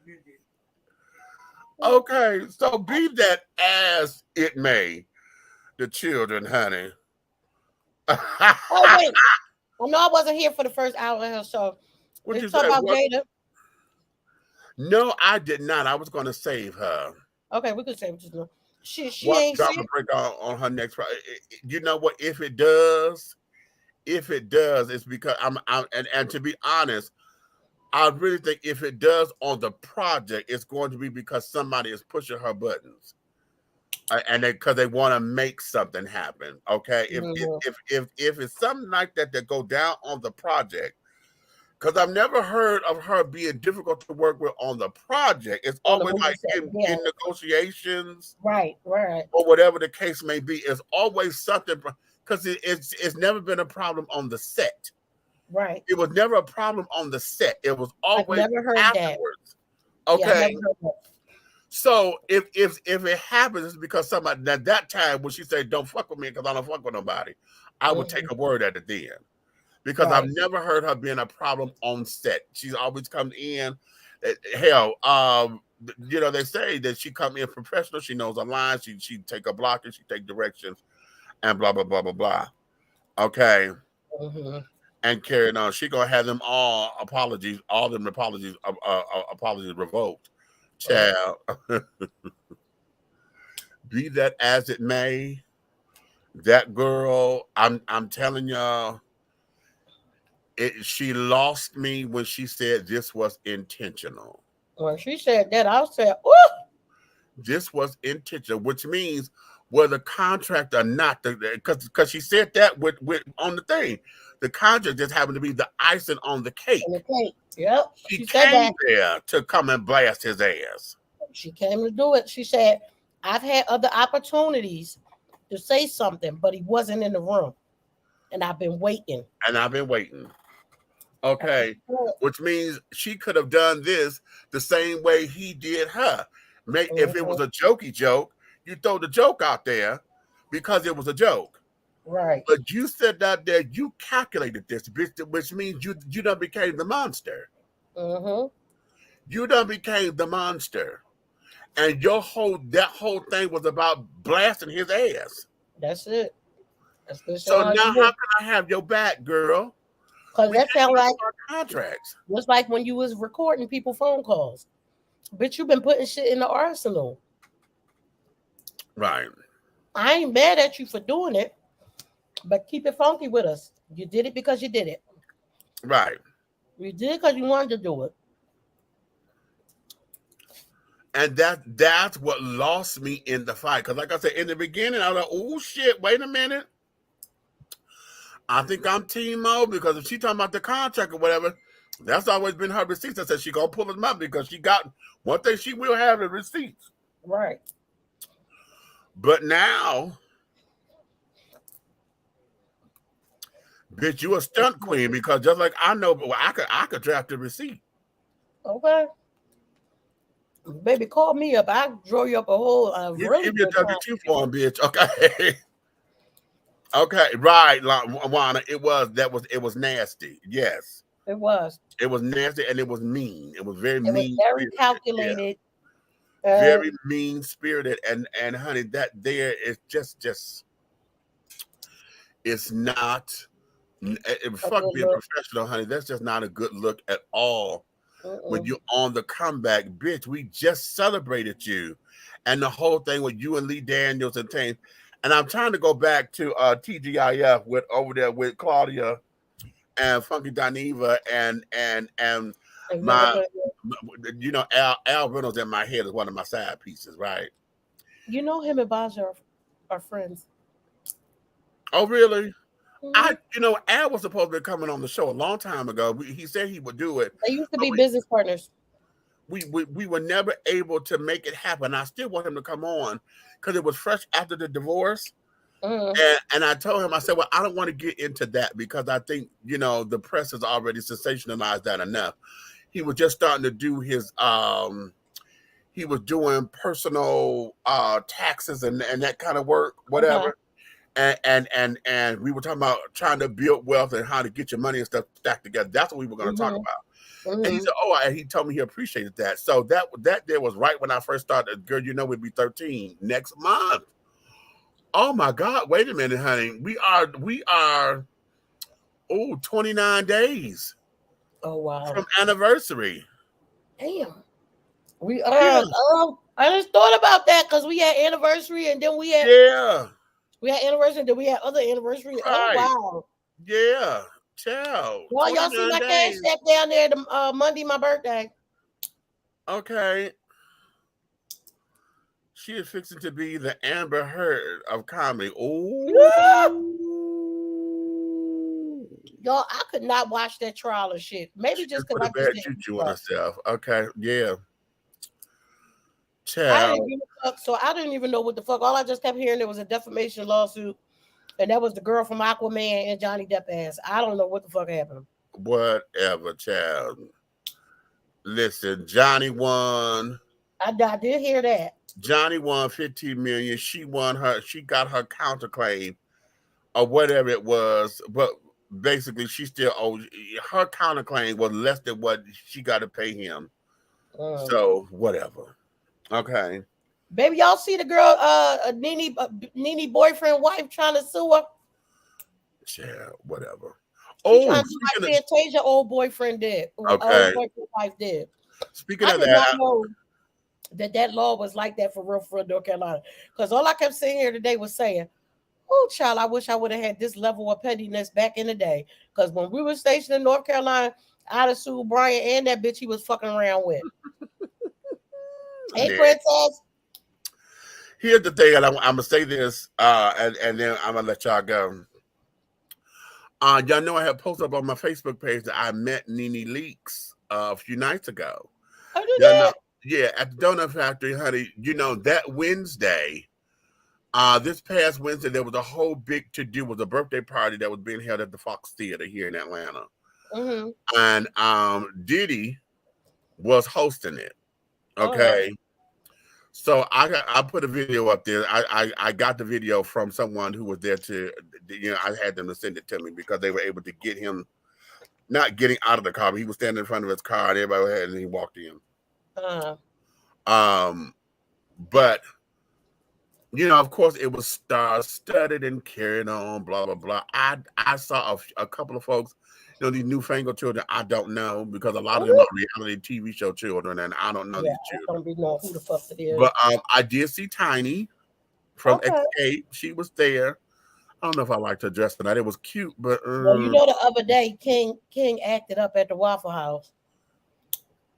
Oh Lord, okay. He showed his ass at the Waffle House. Now, in King's defense, they was fucking with him first. Okay. And he was all gangsta hard and all kinds of stuff. Now, boy, you know, goddamn well you does not grow up in the hood. King, I'm gonna need to sit your ass down. Call your daddy and tell him. Right. Okay. So T.I. had to go on after to tell, you know. Lord. So I'm mostly I'm meeting them when they're leaving, okay, or seeing them rather. So Tiny, I saw her. I think one of the Kardashians. We were told one of the Kardashians were there, and I think it was the younger one that got to the black boyfriend because I saw the cameras following her. So they all got black boyfriends. The one that had the kids or the one that's the model? The one that's the model, I believe. Kendall. Okay. Kylie is the one with the 2 kids. Kendall don't have no kids. I think it was her because they were sending I saw all the cameras following and carrying on. I said, okay, that must be her because they filming for the reality show. Okay. But Nene, I noticed her first by her dress because she had this beautiful It was a hazelnut brown sheer that had these gold leaves in it. Oh, that bitch was. Oh, that was sickening. Ooh. That was pretty. Oh, it was sickening. And of course, you know, when she turned around, you know, she broke that smile, honey. I was like, oh. I said, well, hello there, my darling. How are you this evening? She said, oh, I'm fine, thank you. I said, did you enjoy yourself and have a good time? She said, oh, I did. I had a wonderful time. My feet didn't, but I did. Okay, Nene. Okay. And so she was escorted by one handsome dark man, honey, with the nice salt and pepper beard and mustache. That's her boyfriend. That's is him. okay. That's Oh him. my But God. he fine, honey. He fine. He got is that. fine. Oh my God. All that pretty I skin. think He his got name to be is from the islands. He got to He's be from the African. islands or He's something. African. He's Yeah, African. because he got that rich that you could always tell because that richness in that skin, honey, that's not American black. It's like Honey. it's either Inoni or Enoni or something like that. I forget, but it's He's around there. gorgeous. And I was like, Yes, oh. God. And so she walked by and I said, yeah, well, have a good evening and get home safe. And she said, well, thank you. And they went to the car. So I was like, oh, okay, Malini, you know. Yeah, he fine, baby. He fine. Oh, Lord, he fine. So, yeah, Tiny, I didn't get a chance to talk to her because her security and carrying on, you know. I'm already 6'4". So when you got security that's 6'8", looking like they're 400 pounds, I'm like, okay, never mind, honey. He kept looking at me. I'm already security for the hotel or whatever. So I'm like, listen, I'm on my post. Okay, making sure y'all get together. Now, I'm not starstruck like that, baby. So, okay. But you're doing your job, so I'm not going to sweat you like that. But I'm doing mine. So y'all hurry up, move this motherfucking car. Okay. Hey, y'all look good, but get your asses so out get the your way. ass on because if you're going home, go the fuck on. Okay. Right. So yes, who else did I see? That I knew by name. Huh. Oh, 2 Chainz. Chainz was there. Oh, Chainz was there. Yeah, but I didn't get a chance to talk to him. I didn't get a chance to talk to him. That's like seeing one of our buddies. Right, because you know that would have been that would have had Chainz, what's up? You know, but wait a minute, somebody came up and hugged me. Somebody came up and hugged me, and I forgot who it was. Oh, the hairdresser. The guy who was the hairdresser to everybody, honey, because he was here last year. Derek J or Miss Long? No, not Derek J. No. I can't think of this girl's name. She's from California. So the big tall girl. Oh, the one that got the show? I think so. I don't know. Oh shit! What is her fucking name? Kim. Shit! Y'all research the lady hairdresser. She do all the hair for the stars. Kim. No, this is a guy. Oh, this a guy. Oh, this a guy. I don't know who that is. It's a guy, honey. And I can't think of his name because but when I saw her, honey, I'm like, oh, Chad, you here this year? I said, when they told me that somebody was up here doing hair, bitch, I should have known it was you. I thought it was, but I wasn't sure. She said, yeah, baby. I mean, she came and gave me a hug, carrying on. Because she had her wig on and shit, honey, you know, this, that, and other. And I said, okay, so that was cute. That was really cute. Mm-hmm. Okay. So that's what we do, honey. That's what we do. I saw that the other day. Funny how when working security, you meet a lot of people you don't expect to meet. Yeah, child, you know. Yeah, you know, and of course, because of what it was, we couldn't sit down and, you know, take pictures or whatever because it was a conflict of interest, of course. Right. You know, so we just had to let them be. So, yeah, that's a comment. Whenever y'all see me say I met somebody or whatever, most of the time when I'm at the donut factory, and I get folks that always say, okay, where the pictures? I want receipts. Honey, I can't because I'm at work. Mm-hmm. You know, and you know, we can't do all that and this and another. However, trust true. Okay. Mm-hmm. So on that note, darling, let me let you guys go ahead on. I'm gonna get off of here. Okay. And yeah, I was supposed to be going to an affair tonight, honey, but I'm not going because I don't feel like driving. Okay. I'm not going, but I got an 11 o'clock appointment tomorrow. I got a meeting in the morning for the Democrats, honey, the Southeast Democrat Party or whatever. They say, wait, is this somewhere I'm supposed to be? You can come if you want to. All right, if I'm up. Okay. You come with me if you want to. Because remember what we're trying to do to get out the vote now. We're trying to get the car club to come and do the phone banking. It's these people. And today, those people. Okay. Yeah, we're doing a face-to-face meeting. We haven't done one of them since I've been involved with this. And so the guy who was my team leader, we're supposed to be co-leaders or whatever. He called me today. I said, well, shit, I ain't heard from you in forever. Right. You know, and it kind of pissed me off a little bit because I'm like, okay, what the fuck are you calling me for? Because, you know, you haven't been returning any of my text messages or whatever, so fuck it, you know. But, you know, we got this meeting tomorrow, and he said, well, if you come tomorrow, we can meet up afterwards and have a brief little meeting on how we can get this thing done. And I'm like, listen, a lot of folks don't like to come and vote until November. They don't. And that is the messed up part, though, because this is how we get to them places, because you don't go and put in your votes for who you really want to be in there. Now you wind up having to vote for exactly what we left with. Yeah. Because if it was up to me, I mean, I'm not saying I don't have nothing against Biden. But for real, I'd have rather Bernie's old ass be in there. Okay. I'm just saying. In the primary, when we had to vote, I voted for Bernie. I sure the fuck did. Okay. But it's not like if Bernie ain't gonna be there, my ass was gonna vote for Trump. Hell no. Right. You know? Right. Enough people don't go out in the primary elections to get the person that you may actually want, and then you complaining with what you got left. We already don't get nothing but the lesser of the two evils, no matter what. Anyway, right. Mm-hmm. Let your voice be heard, or stop bitching. Okay. So that's what this meeting is about tomorrow and carrying on and all of that. So on that note, honey, we're going to let you guys get back into your own little world. It is a Friday night. I'm going to sleep. You know, and carrying on. I'm waiting on Alabama to get back because he had to go back home, go handle some business, and he's on the road back. He said he's about an hour out. I'm like, okay. Wait, did you know I didn't realize that was his page? When I said I was about to ask, was he at Big Boy Pride? I didn't realize that was his page till I went and I said, oh shit. And I just started and I followed him. Followed him. TikTok has been unfollowing people for me because I had already had my 10,000 followers. Yeah. But apparently last week I looked again and I only had 9,974 people that I was following. And it does that from time to time, and I don't like it because I don't know who the fuck they unfollowed for me. I have no clue. I don't know. All I know is if you listen, y'all go follow my TikTok, honey. Go look at my latest couple things I done put up there, honey, because I did a legs and hips. And you did one of them. Body. Oh shit! Well, I'm gonna do at yours then. Just go. It's a photo collage. Okay. You ain't do the dance. Well, oh no, it's a dance. Mm-hmm.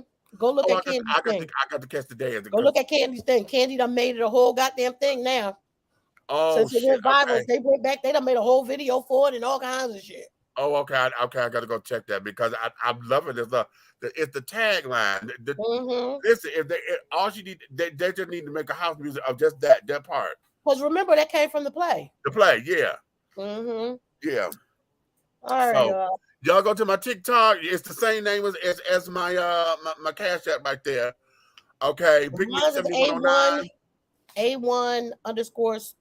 Storm _215. Okay. So y'all come and follow us and have some fun with us. And carry it on.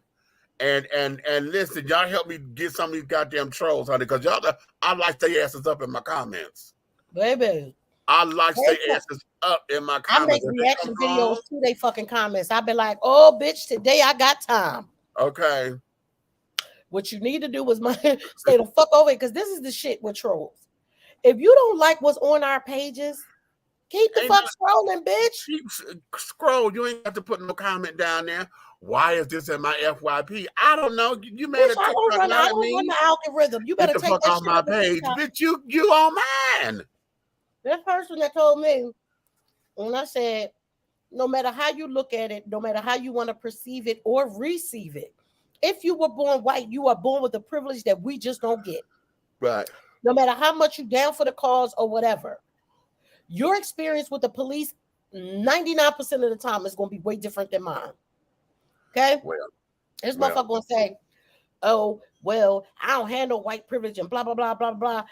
And something. I said, first the fuck of all, yeah, they said if you don't like it, stay off my page or something. I said, do you see this comment, motherfucker? You came on my page. Right, I don't know who the fuck you are. I don't know you. You came over here. So this is why you about to get your ass handed to you, motherfucker. Okay. I got time, cuz. Okay. Go, girl, hit him, man. Yeah, she's like, oh, I love messing with it. Baby, listen, I get right back with mine because, you know, I get the Bible thumpers. Just right the fuck out. And carrying on, I get the, oh, my God, what is this? What did you read? Reading is fundamental. It says big boy pride, bitch. Okay. And all you had to do was keep on scrolling, bitch. Y'all go and go look. Just go have fun. Because I got some folks to say, oh, I took an Uber straight to the comments. I said, what did you find? Because that is what you thought, honey. I hope you got what you're looking for. Okay. Oh, I didn't mean no harm. Okay, baby, so I'll give a little love back. Okay, that's cute. Okay, that's cute, honey. But just know, and somebody put up in there that somebody said, oh, he'll get with y'all in these comments, so you better watch. Baby, all my comments, they be like, some lady told me one time in there, she said, oh, I know never to piss you off. Okay. I said, I love you too, baby. And sent to the little hearts. Hey, please understand that, honey. This ain't what you want. This mouth is venomous. It's straight venom. Okay? I am a songwriter and a screenwriter. Right. Baby, the imagination and the vast words that come through this mouth, as my mother taught me when I was little, and I kept her tagline. One of my thoughts can bust your entire brain. You understand? This ain't what you want. Okay, the truth. So on that note, darling, you may finish all of your crumpets, babies, because the tea has been dished, and you've been dishing tea, darlings, with Big Meech and Aunt Nika, and in the absence of the big guy, no, they had a late dinner. He and Nay went out to dinner. Okay. And he said we'll be in once they get home, but they probably done went to sleep because he had a long day. So yeah, I'm sure he'll probably be up in here tomorrow. Okay. So on that note, honey, listen, I want you to take and do me a favor, like, subscribe, share. Okay, so we can get these numbers up, honey. Listen, tell all of your friends that you love and adore, and honey, want them to have some fun with you. Because y'all be trying to tell them what we said, honey. Just tell them to come on over here and like, subscribe, and share with you so y'all can watch it together. Come on.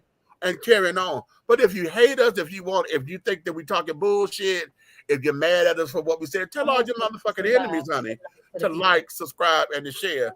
So they can come over here and find out what the hell you're talking about. Okay? Bye, Leo. Good night. Bye-bye. Bye-bye. Say, you ain't tell Uncle Meech you love him. You be like, Uncle Meech. Uncle Meech, I love you. All of my kisses. Okay, my kisses. Okay. Right, say goodbye. Get off. Okay, and carrying on. So, my darlings, honey, you may finish all of your crumpets because the tea has been dished, and you've been dishing tea with Big Meech. Until the next time, my darling, yes, honey, we will see you tomorrow as well. Same bat time, honey. Same bat channel. We're gonna put that man back on Me TV. Y'all know that. I'm just. Did they? Yes. I guess it's the summer. Listen, you know I like the episodes with Batgirl, honey. Man, I just like to hear them say the corny stuff. Holy camoli, Batman. I know, but that was the 60s challenge. You know, everything was all about the hippies and shit then. So, but we love y'all. We see y'all tomorrow, though. Okay, and so on that note, my darlings,